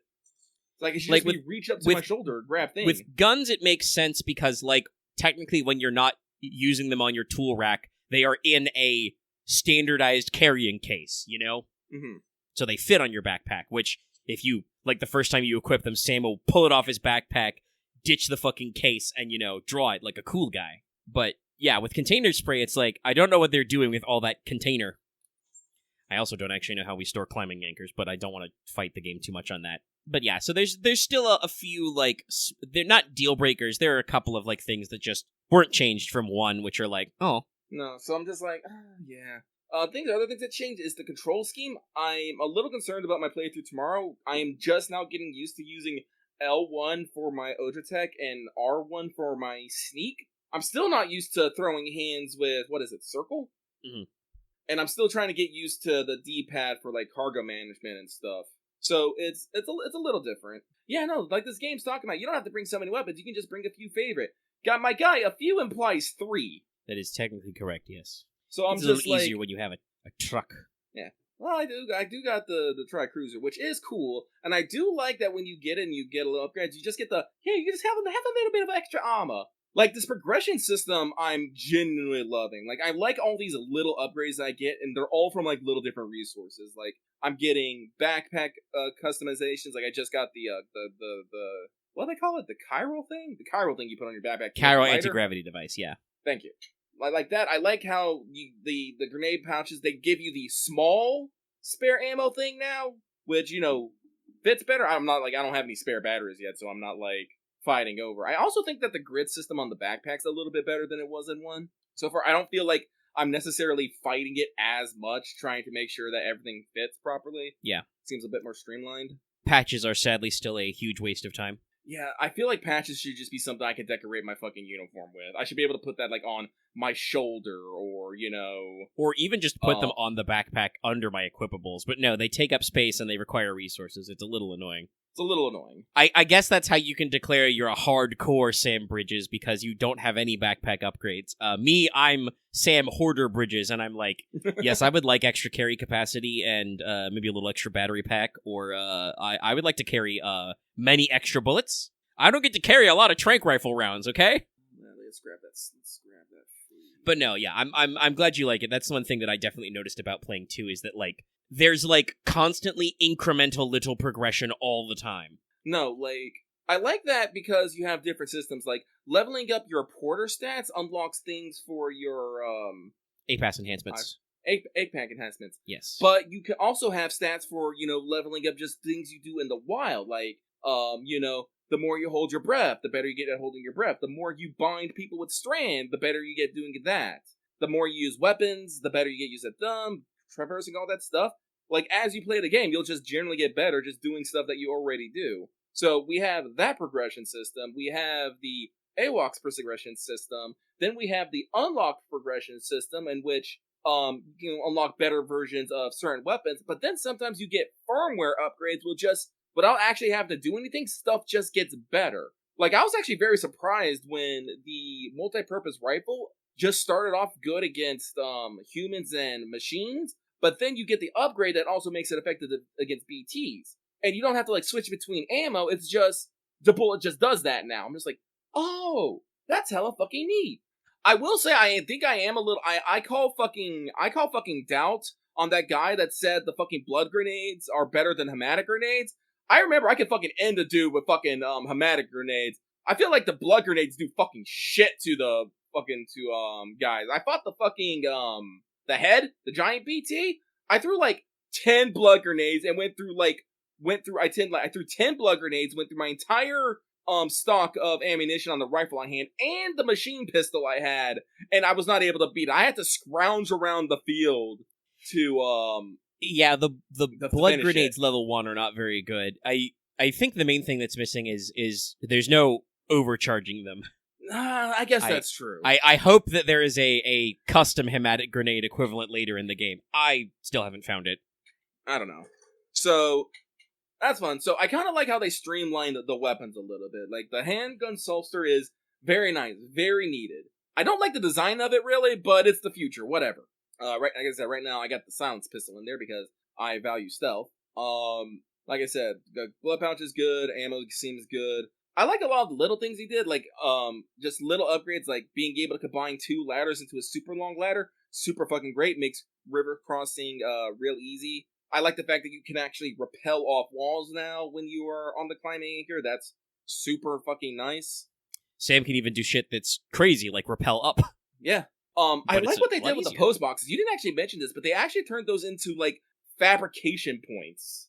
Oh, yeah, I didn't think about that, but yeah, I should say that, because they basically give you everything that a generic facility does, so you can entrust cargo, get cargo from other porters, store items in a private locker, and fab things. Also, you can freaking hide in them, which is hilarious. I don't know exactly when I'm going to use that, but the fact that you can just pop in, slide on down, and be like, I'm not here. That's great. Honestly, I'm pretty sure in 2 you can do that with mule post boxes as well, or bandit post boxes, I should say. Mm-hmm. So that's probably more useful. Probably. So that's more useful. Haven't really tried watchtowers that much, but like I said, the ability to mark enemies is very good. Honestly, I'm gonna be real game. You gave me Doll Man. Why do I need a watchtower? Yeah, the game makes you build, or recommends you build, one in Mexico to, show you, and it's like, no, I don't need to do that. Speaking of that area, I saw the path, I'm all like, they're gonna put something in this fucking path. And they did. I found Chiral Beast spiders. I thought they were cute until 2 of them jumped on my screen. And I was all like, how dare you? Yeah, chiral critters, the chiral animals, are they're kind of like passive obstacles because they're not super harmful. Well, and also they don't aggressively go after you until you step on one. It's just it's real easy to step on one. Real easy. And then they get mad. Yes. Blood grenades are pretty good at clearing those guys up. Because, unfortunately, chiral creatures are stupid enough to path right into your lingering blood clouds. So they're great area denial tricks. Like I said, I like the reinvention. We still have EX grenades, but they actually have a listed use. They're, for distraction, distraction and, they're basically a debuff grenade, I guess the best way to put it. Yes, they slow them down, distract hinder them. BTs, and also hinder humans. Yeah.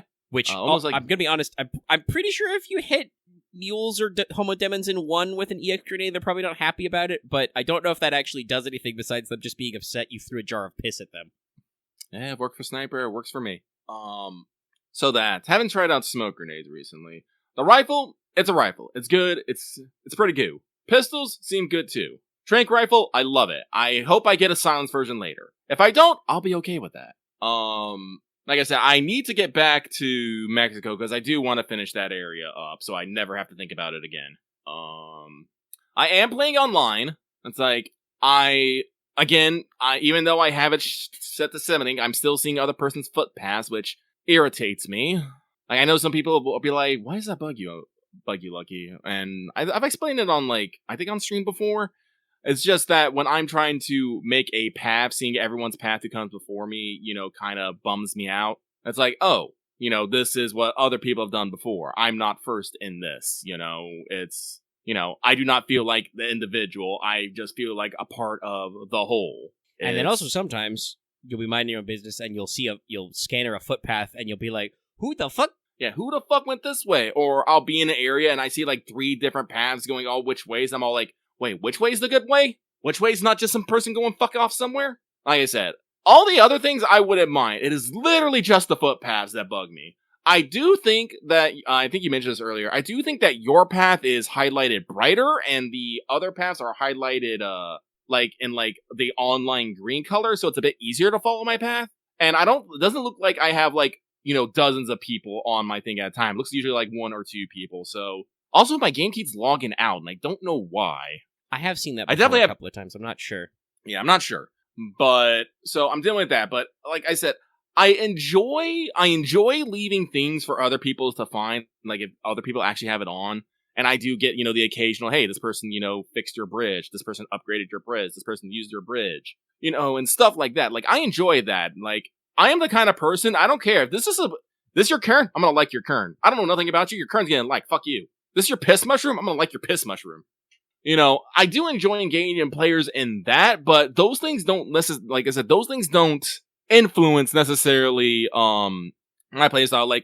What I really wish Death Stranding had was a specific online filter that could say, hey, I want this, and appear, and I want this, and not appear. Cause I'd probably turn off just fucking, footpaths and structures, and I would just leave everything else in. Leave your signs, leave your cairns, leave your cargo, leave your shared loot, leave all that other stuff in. It's just when I walk this path, I want to walk my path. And so, it's one of those things. But like I said, I don't know how necessarily that would go around with other people, but that's how I feel about it. Like I said, I do I think that's enough about talking about online, but a lot of the menus have been cleaned up. I'm still getting used to them because they put a lot more into the menus, but it makes it easier so you do not necessarily have to keep running around to the private room to do specific things and stuff. You can do everything from one menu. I just have to go to fabrication and management to customize my look, do recycling, claim materials, but do stuff for my backpack and the fabrication. Then, you got the private locker and facility stuff. Oh, I do still personally confuse myself sometimes because I'm facility storage, that's where I pick up materials, right? No. I guess it's a learning thing. Oh, but something I do appreciate that people just talk more. People tell me about themselves, and I kind of learn about people like talking to La Madre at the villa. It's like, oh yeah, there's just all these old people here, and I'm taking care of them. But I have like a 7th-month child that has been 7 months for like years now, and I'm just all like, what is happening? They're like, we don't know. Not everyone gives you their entire back life story, but I feel like I get to understand these people a little bit better than just, hey, you delivered our stuff. That's cool. Yeah, and like I said, Sam can actually, like, he's not voiced, but he can talk back to people now. You can push buttons and ask them things. Or you can just be like, I need to deliver my next package. Yeah, I personally like asking him things. And so, like, there's a lot more human interaction. You understand what people are doing in shelters and stuff. So, like, I enjoy that. And, like, again, this is, like, one of the reasons why I like Dollman. Dollman just chats to you sometimes, which is great because this also really works in cutscenes because Sam can say, what the fuck is going on? And Dollman would just be like, I don't know, Sam. And I'm like, that's such a little thing, but I feel like that's important. Yeah, it's the kind of thing because, like, in Death Stranding 1, you would have some of these moments where, like, Sam would be like, I have no idea what's happening. And, like, Die Hardman will just get on the phone and be like, Sam, this is Die Hardman. I need you to deliver this package. You have to keep building the network. The UCA, Sam.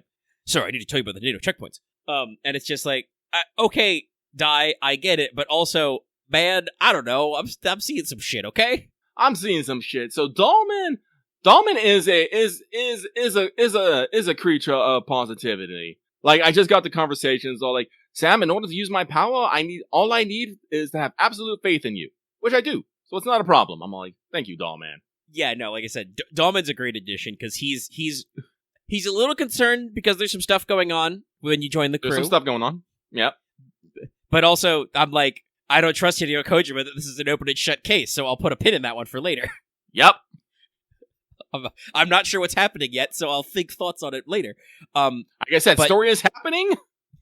But Dollman, like, after that initial, like, comment, he's just like, no, he's ready to die. And I'm like, I appreciate it. I pulled him out the throne. He's like, my time to shine. I'm like, go, Dollman, go. Yeah, it's. I was pretty sure you were gonna like Dollman, and that's why I was bringing it up because we talked a little about like how some of the conversations go, but it's like, no, he's a great addition because, like, yes, Sam says stuff to himself, and he still does that. But now, like, sometimes Sam will say something, and Dollman will reply because he's right there. Yeah, it is funny. Dollman does have his own version of "You're on fire, Kratos. It'll pass," which is be ready for him to remind you that your tranq rifle's not silenced a lot. There's not a good flag for him to stop reminding you about it, but it's okay. He's just being helpful. All right, well, I'm sure we'll talk more about that as that evolves, and like I said, I can't wait for like a month from now to actually like deep dive and maybe talk about some of the themes and stuff that's happening, but also, once again, that means I need to know what's happening. I have ideas, I have thoughts, feelings, I'm pretty sure things are happening, but also, like, I don't know what's happening. Like I said, the game puts you on a bit of an emotional roller coaster, like, almost immediately. I was not expecting what was to happen to Oh. No, but it kind of pulls you in. I shot that guy off a ladder. What's about to happen to him? Is he okay? I hope he's okay. He's probably alright. You could take a little bit of a tumble. Ooh, this guy's good at serpentining. I will say, if you do ever get your because you fall down or get washed down by a river or bullied by BTs or something, do pay attention if your BB mood meter gets to the very bottom. Things get a little weird. Oh, okay. I don't know if you can see the icon for it, but the normal, like, face icon, like I said, there's a tiny bit of an interface screw, and just, if you look at it first person, there's some weird stuff, but there's no comment on it yet. It's just weird. Oh, shit. Hideo Kojima likes to be a little weird, weird dream sequences and stuff make a return, so sometimes just odd stuff happens. Alright, peek. Hopefully I can clock some DS2 time today myself. I spent most of my day working on either the show note. No, the Fans of Friday was also part of the show notes, but that means I had to go in the tank a little for research. So I'm jonesing to deliver the packages. My oxytocin, everybody. Jonesing for your oxytocin. But the only other big thing I had was that even though we kind of missed it, it did happen. Ghost of Yotei State of Play. Yeah. during the PlayStation Showcase, they did say that they would be doing a bigger deep dive later. It is now later. It happened. So the state of play was about 20 minutes, and it was just focused on Ghost of Yotei, and it was just, one of their, narrated, guided walkthrough kind of videos as they go through several things. And it's pretty good. It's looking good. Super excited. Yes, they, kind of recap your basic story. Atsu is returning to Ezo after being away down south for several years to get revenge on the Yotei 6, who killed her family. And this is the, incredibly cool thing we saw in those early trailers where, you wipe the blood off to mark the names off your big list. It's pretty metal. But also, they really wanted to emphasize, that, yes, this is a big open world game, but we're not going to rush you to do anything. And I think kind of, I didn't really have a problem with it in Ghost of Tsushima 1, but it is the kind of thing that people will think about sometimes. It's that classic fridge logic, Mm-hmm. You go to the fridge to get a beer, and you're like, wait, the Mongolians are actively invading Tsushima Island. Should I have been able to spend 5 hours writing a poem? Didn't I have something better to do with my time? And obviously, when you're playing the game, you don't care, but it's one of those things that you do think about sometimes. I think Atsu's revenge quest being kind of self-driven and not motivated by anything else makes that flow a little better, where it's like, yeah, you could have gotten distracted by something else. They even said, later that they're like, oh, Atsu will get her own bounty, but you can also hunt bounties of other people to get money for your revenge quest. And it's like, yeah, sometimes revenge runs out of money. So, showcasing that there's a lot of open world stuff you can do. You can go straight for story objectives. You can just explore, and you can do side content. You can find shrines to get inspired by. You can find these naturally through diegetic interface, or you can buy maps. Seems kind of like we're not doing the classic Ubisoft radio tower type reveal. It's just that you can buy maps, and I understood that interface correctly in the trailer, you just kind of drag the map square where you want points of interest to be revealed. I think it might be a more of you get a map piece and you have to slap it on the map to reveal it. You got to line up your map to the world map. That was my guess. Either way, it's not just kind of like I said, the classic oh, you climbed the viewpoint tower. Here's everything within a 50-mile radius. You can discover it on your own. And something they showed later, which seems very cool, is just you can just pull up your spyglass if you see something that's a point of interest. You can just tag it and go. Be like, that pagoda looks cool. Let me go check it out. The joke about Skyrim being, you see that mountain? You can go there. So, really emphasizing the open world stuff and, kind of the play it your way type of vibe. And it does kind of feel like this is much more open to that. They talk about how, Atsu isn't a samurai. She's not a ninja.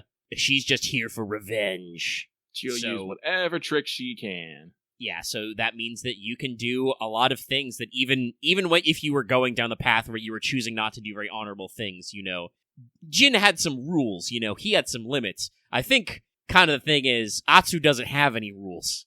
You can employ a much wider variety of weapon. They showed off at least, I think, 6 melee types. I thought it was 4, because so it was... got katana, maybe it was Kusarigama, Odachi, spear, dual sword, Odachi, spear. Dual swords, so It was maybe 5. it's 5.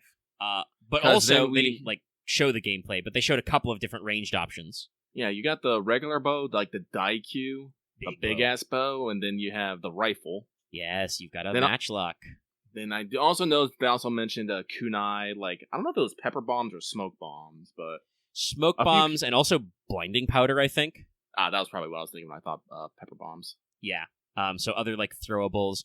And also, it seems like there will be an aspect of, disposable weapons, because you can be disarmed, meaning you gotta recover your weapons, but also you can just grab weapons off the ground, like they showed in the gameplay footage, Atsu, fucking scorpion yanks a guy with the Kusarigama, and then just kill the next guy, kicks up a spear off the floor and just hucks it at him. And it's that's rad. It's really cool. And they've got other stuff. So, I immediately saw Odachi, and I was gonna be like, oh yeah, Odachi, baby. Great swords. Yeah, they're talking about different cooler weapons are good against different things. The Odachi is good against big, heavy things. But if you're up against a spear user, you might want to use dual swords instead. And it looks like you can switch between them. I think it looks like it almost on the D-pad. Yeah, some kind of without pausing menu. You can quick swap, which is good, especially if they are going to go for kind of a different enemies, beat different things rock paper scissors wise. Because I bet, that shit probably works in reverse, where, like, if you run into a guy with, like, dual swords, you probably don't want a spear. But maybe you just shoot him. And it looks like they got a couple of different, like enemy varieties. Like, they showed off a couple of, bounties. There was, like, a swordsman in a crow-covered field, but there was also a guy who was, like, throwing, like, fireworks or grenades at you. So, like, a lot of cool-looking stuff. Obviously, the game looks beautiful. Some people apparently were on the fucking internet trying to be like, looks like a PS4 game. Fuck you, you're wrong. Get your eyes checked. I think I actually saw somebody tweet a tweet about that being like, the WHO estimates that possibly like 60 or 70% of people have undiagnosed visual impairment. People may just have bad eyes and can't afford to get eye correction. I don't know. I do admit that often like super high fidelity graphics miss me by, but this game looks beautiful. Like, obviously the original Ghost of Tsushima was also very beautiful, but this one keeps that visual fidelity. It's definitely kind of like that every frame of painting type shit. Oh yeah. And they get a lot of cool color. We're really going ham on like the kind of storytelling stuff with like they showed off like you can go back to Atsu's old family home and like instantly flashback. Oh yeah. Really using that SSD to just be like, nope, boom, you're there. You just flash it back. It's super cool. So like all that seems very neat. They kind of showcased like what they're going to do with like side content. Like as you explore the world, you'll pick up clues, which are in the form of like, cards, like Hanafuda style cards with different icons on them that you can like track differently. You can like interrogate guys about different things. So like at one point talk about like if you ask a guy about the Oni, you'll go to like look like kind of like a bandit or warlord camp and fight a bunch of samurai type enemies. If you ask about the Kitsune, you'll like go up north into the snow and encounter a lot of like ninja style enemies, and both of these can have like different rewards for Atsu to figure out different stuff. And I assume that like it's not like mutually exclusive, like eventually you'll just do both of those side quests. If you're side questing, it's just like, who gives you the clue first kind of a thing, but still seems neat. One thing that was also seemed super cool was they showed off a little bit of like some of your companion stuff. Obviously you can hang out with a wolf. It's pretty cool. But also, you're out in the field, so Atsu can camp for the night. Yeah. Rest, play your shamisen, cook meals. So there's going to be some kind of food buff, I think, going on. But also, they phrase this as Atsu's camp is a way that they can bring important NPCs to you. So, like, traveling merchants or teachers or stuff will just sometimes join you in camp, which seems super neat. But they also showed off they're going to have, instead of a more traditional journal-style menu, they're going to have what they call the Wolf Pack, which is just like a collage of all your allies that you make over the story, so you can use that to like check in if people have new quests for you to pick up and kind of a thing, and it just seems really good. No, I like it.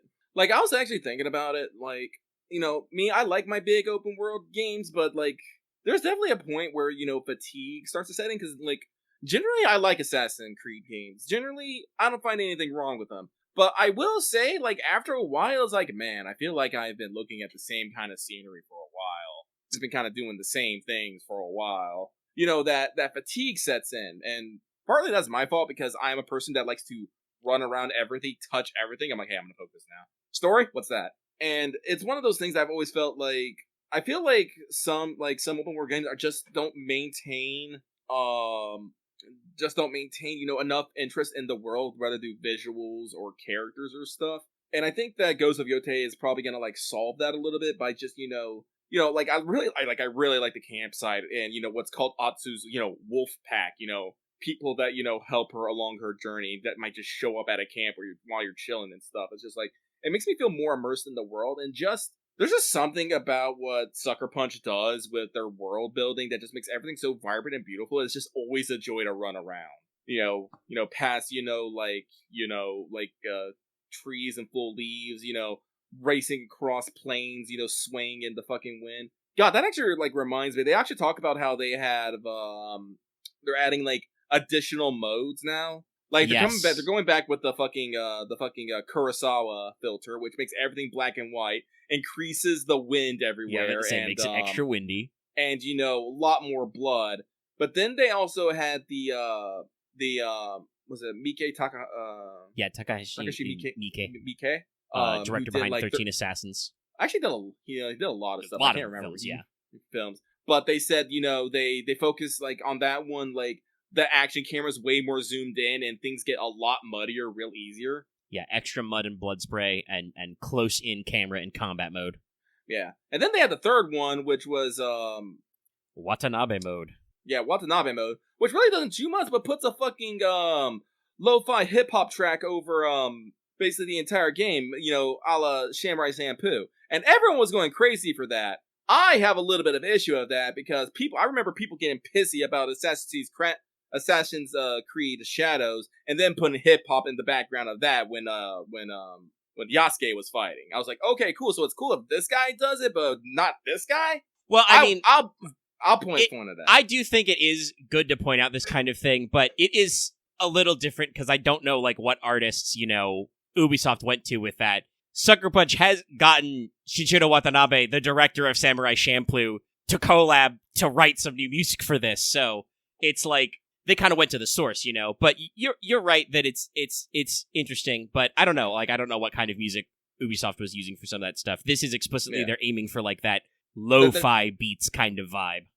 They specifically called out his work on Samurai Champloo, so we're going for that specific vibe. God, there might be some people right now who have not seen Samurai Champloo, now that I think about it. I mean, honestly, I don't think I've seen it in its entirety. I saw bits and pieces when it was airing on Adult Swim, but I don't know if I ever actually sat and watched it all the way through. The pain of watching late night cable, I definitely should see what it's on. Yeah, same. Somebody has to have that license, right? Samurai Champloo. I don't know. But so no, it all looks great. Like I'm glad I pre-ordered this like months ago. I am not having another Death Stranding 2 incident. If I do not have this fucking game day one, I will be furious. Yeah, after the even though because it's October 2nd, I locked my pre-order in on Amazon immediately. I was like, yeah, I know they're going to charge me like $5 tax. Let's go. This is much like Death Stranding 2, which I waited a little too long to pre-order. Like Ghosts of Yote is going to be another one of my big tentpoles of the year, and it's like, nah, we'll figure it out. Like the game looks really cool because it, with extra weapons, they're kind of diversifying like your combat options a lot. It looks like, keeping to your kind of your skill trees and stuff. They have even outside of the lo-fi mode, they have a new original soundtrack which sounds super cool. Yeah, no, they posted some demo tracks of it. No, like they're doing this really cool like Western infused Japanese music, I guess is the best way. I listen to it and I feel the tones I'm listening to a fucking like a cowboy western. Like yeah, because they're using traditional Japanese. I think they even phrased it in the state of play. It's traditional Japanese instrumentation a lot, but it's got some like Western orchestration sensibilities. So like it'll be guys like hitting the shamisen, but they're doing it like you said, like it's a fucking Italian, golden age Western soundtrack for like the notes. So it's got a very unique vibe. They, like I said, they posted a couple of the streaming services. I listened to them earlier on YouTube. Let me drop them in our music channel. They posted a couple of teaser tracks, so it's like real good. It's like real good. Like I said, and like I think that honestly fits the tone because I think like what they're really trying to do is they're Sucker Punch that. Well, they did it with Ghost of Tsushima, but they are basically doing a Western style Japanese period piece. I guess that's the best way to say it. They're basically doing what already happened both in Japanese cinema with samurai movies and then again with Western cinema with Western movies. Like Kurosawa borrowed from Hollywood Westerns when he did his filmography. He was like, no, you need these. In America, they do these big, wide-out shots of, like, people just walking through wilderness, Like, and obviously, those movies heavily returned, like, they were a big hit in Japan and influenced Western cinema. Seven Samurai is just, or rather, Magnificent Seven is just the Western version of Seven Samurai. It went back. Yep. Also, obviously, if you don't know this, but I'm sure I've mentioned it before, but shitloads of the cinematography in the original trilogy of Star Wars is also just Kurosawa. Like, the first, like, half hour of A New Hope is just Hidden Fortress. Like, sorry, I'm always just thinking of that moment where just Luke is just staring out over Tatooine. And you just see the sun in the background, like that right there. I was just like, right there. That was the moment I was all like, oh, samurai film. Yeah, like it's just that perfect zoomed out shot. to say nothing, obviously, of like the lightsaber duels in the original trilogy aren't quite like anything. Actually, like they're not super big, but they do a lot of like vertical up and down cuts, which is kind of Kendo-esque. But like everybody has pointed out, Vader's armor is just like evil samurai armor. Like he's got the shape like the Kabuto helmet and the face mask. They just gave him some fucking sci-fi ass lenses over it and stuck a greeble board to his chest, and that's it. And he's all the more bitchin' for it. Like Darth Vader being an evil spacesuit and you know, samurai yoroi is perfect. He's got like big baggy hakama pants, but he's wearing like, you know, fucking 50s, you know, Flash Gordon like gloves and boots. It's great. The original trilogy has some very great cinematography. Honestly, all Star Wars has some pretty good cinematography. It's very striking in the original trilogy because that's the one that's like you can always tell like what movies Lucas was pulling from, which is like Kurosawa for like all the in-person stuff and you know, some spaghetti western stuff, Flash Gordon serials, and then most of the war scenes are just shot for shot remakes of World War II movies. But yeah, so like there's a great tradition of you know, cinema kind of like borrowing back and forth. So Ghost of Yotei is like, not only did Sucker Punch like make a game that's directly influenced by Japanese cinema, but also they like went to people in Japan to get this done, you know, contracting Watanabe to get his name on it for like extra music for Samurai Champloo feel. Obviously with Kurosawa he is deceased, but they, you know, contacted his estate. But I'm pretty sure Takeshi Miike is still alive, so like that was just a straight up collab. I know that a lot of people made fun of the white shakuhachi flute player for like Ghost of Tsushima, but the soundtrack for Ghost of Yotei is Tomo Otawa. I haven't heard his name before, but he's, you know, Japanese, and they say they've contracted artists from all over the world to do like the soundtrack. Oh, you called this out as well when we were watching it back, but it's also good. So not only will there be both English and Japanese dubs, but also they did 2 versions of the lip sync. No, so the Japanese audio, you know, is synchronized to the mouth flaps. No, that's great. I love it. I'm a little bit picky on their translation choices, even on the little shit. Even the little bit they showed, they were being a little non-literal in their translations. But what can I do? Yeah, like I caught, for instance, that when they show the Japanese dub, the guy, the subtitles say calling her Little Wolf, but he said Okami Hime, which is like, you know, Wolf Princess. Wolf Princess. Which, honestly, now that I say it, probably does sound a little weird when you just say it. I would probably have, like, bridged the gap a little and been like, you know, Little Miss Wolf or something, you know? Yeah. Little Miss Wolf. I think that would have worked. But also, like he says, like, when she said, like, when she said, he asked like who it was, she said, was it Atsu? Oboteru. Which basically means Atsu, remember it. But she just said, the translation was, my name was Atsu. And I'm just all like, maybe yes, maybe no. Again, I always find it a little strange, like, localization translations. Maybe it's like they didn't want like her to have the impression that like, oh, this guy's gonna survive, so there's no point to remembering. But then at that point, there's no point in actually introducing yourself. So I'm just all like, it does make me wonder. First. Like I would assume the game was written in English first by Sucker Punch because they are you know, American. It's an American studio. So I don't. It's the kind of thing where like honestly, some of these choices were probably like taken in Japanese to better fit the mood and tone, which, you know, won't have the same, like, you know, like a Japanese audience, you know, being like him saying like, you know, or her saying it, remember it to him, you know, especially like the classic Japanese subtleties of like no honorifics, you know, using very direct language is like, you know, obviously there's a lot in delivery as well, but it's if you they didn't show that scene also in English. They didn't like simulcast it to compare. So like, you know, in English, even if the text was, you know, my name is Atsu, is like there can be, you know, an actor's read in there, which is different. So I'm kind of curious. I don't know what I'll do because like the English cast they showed sounds very good as well. Oh yeah. You know, Erika Ishii is Atsu in English, and I don't know who the Japanese cast is, but also I'm sure got some big ones. So I got months to figure it out. But yeah, it looks great. All kinds of super fun stuff, and like just really capturing that feel. And as like I said, everything looks beautiful. It's probably going to sound beautiful, and you get to cut some dudes in half. Yeah.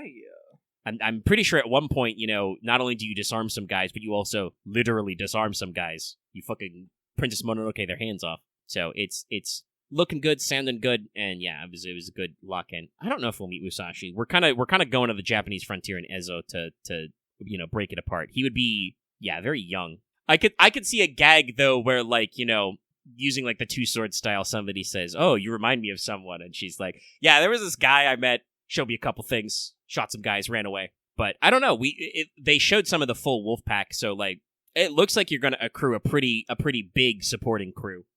Oh, definitely. You're going to go from a lone wolf to the wolf pack, man.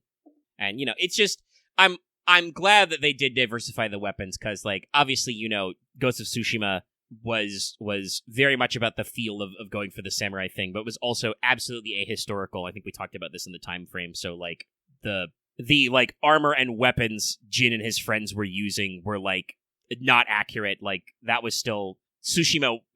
I think it was the first battle of Tsushima was in the game. Yes. Yeah. So like the first time that happened, they were still using like straight swords. The iconic katana curve didn't exist yet.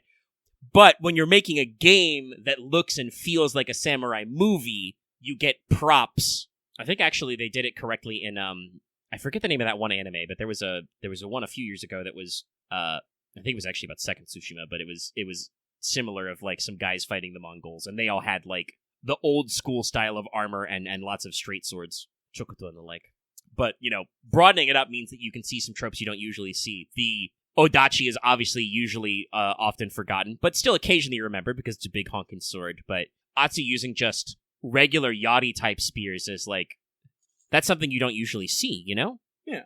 Like Yari are usually reserved for like literal spear carriers, background guys, but they're pretty cool. And I do wonder if maybe some of them will have like different cosmetic looks. Like you might find like a Naginata style or some other different pole arms. Because that's the one thing I forgot that I do want to mention before we leave off this topic is they also showed off a lot of customization. So like obviously you'll have several different armors you can pick from to like be stealthier, be better at range, be better at up close. A variety of looks. But also they're bringing back the vibrant color palettes that certain like weapon sets and stuff had in Tsushima. But also it seems like it's going to be like completely pickable. Mm-hmm. So like. You won't just have, your kind of like blue and green dragonfly guard for your sword. You can also apply that kind of look to your armor, so you can swap around some different stuff and mix and match and kind of blend the colors. So if you've got like maybe like archer hat, but like melee body, you can color match them so they blend together a little better. And I'm just like, man, we always love a good drip.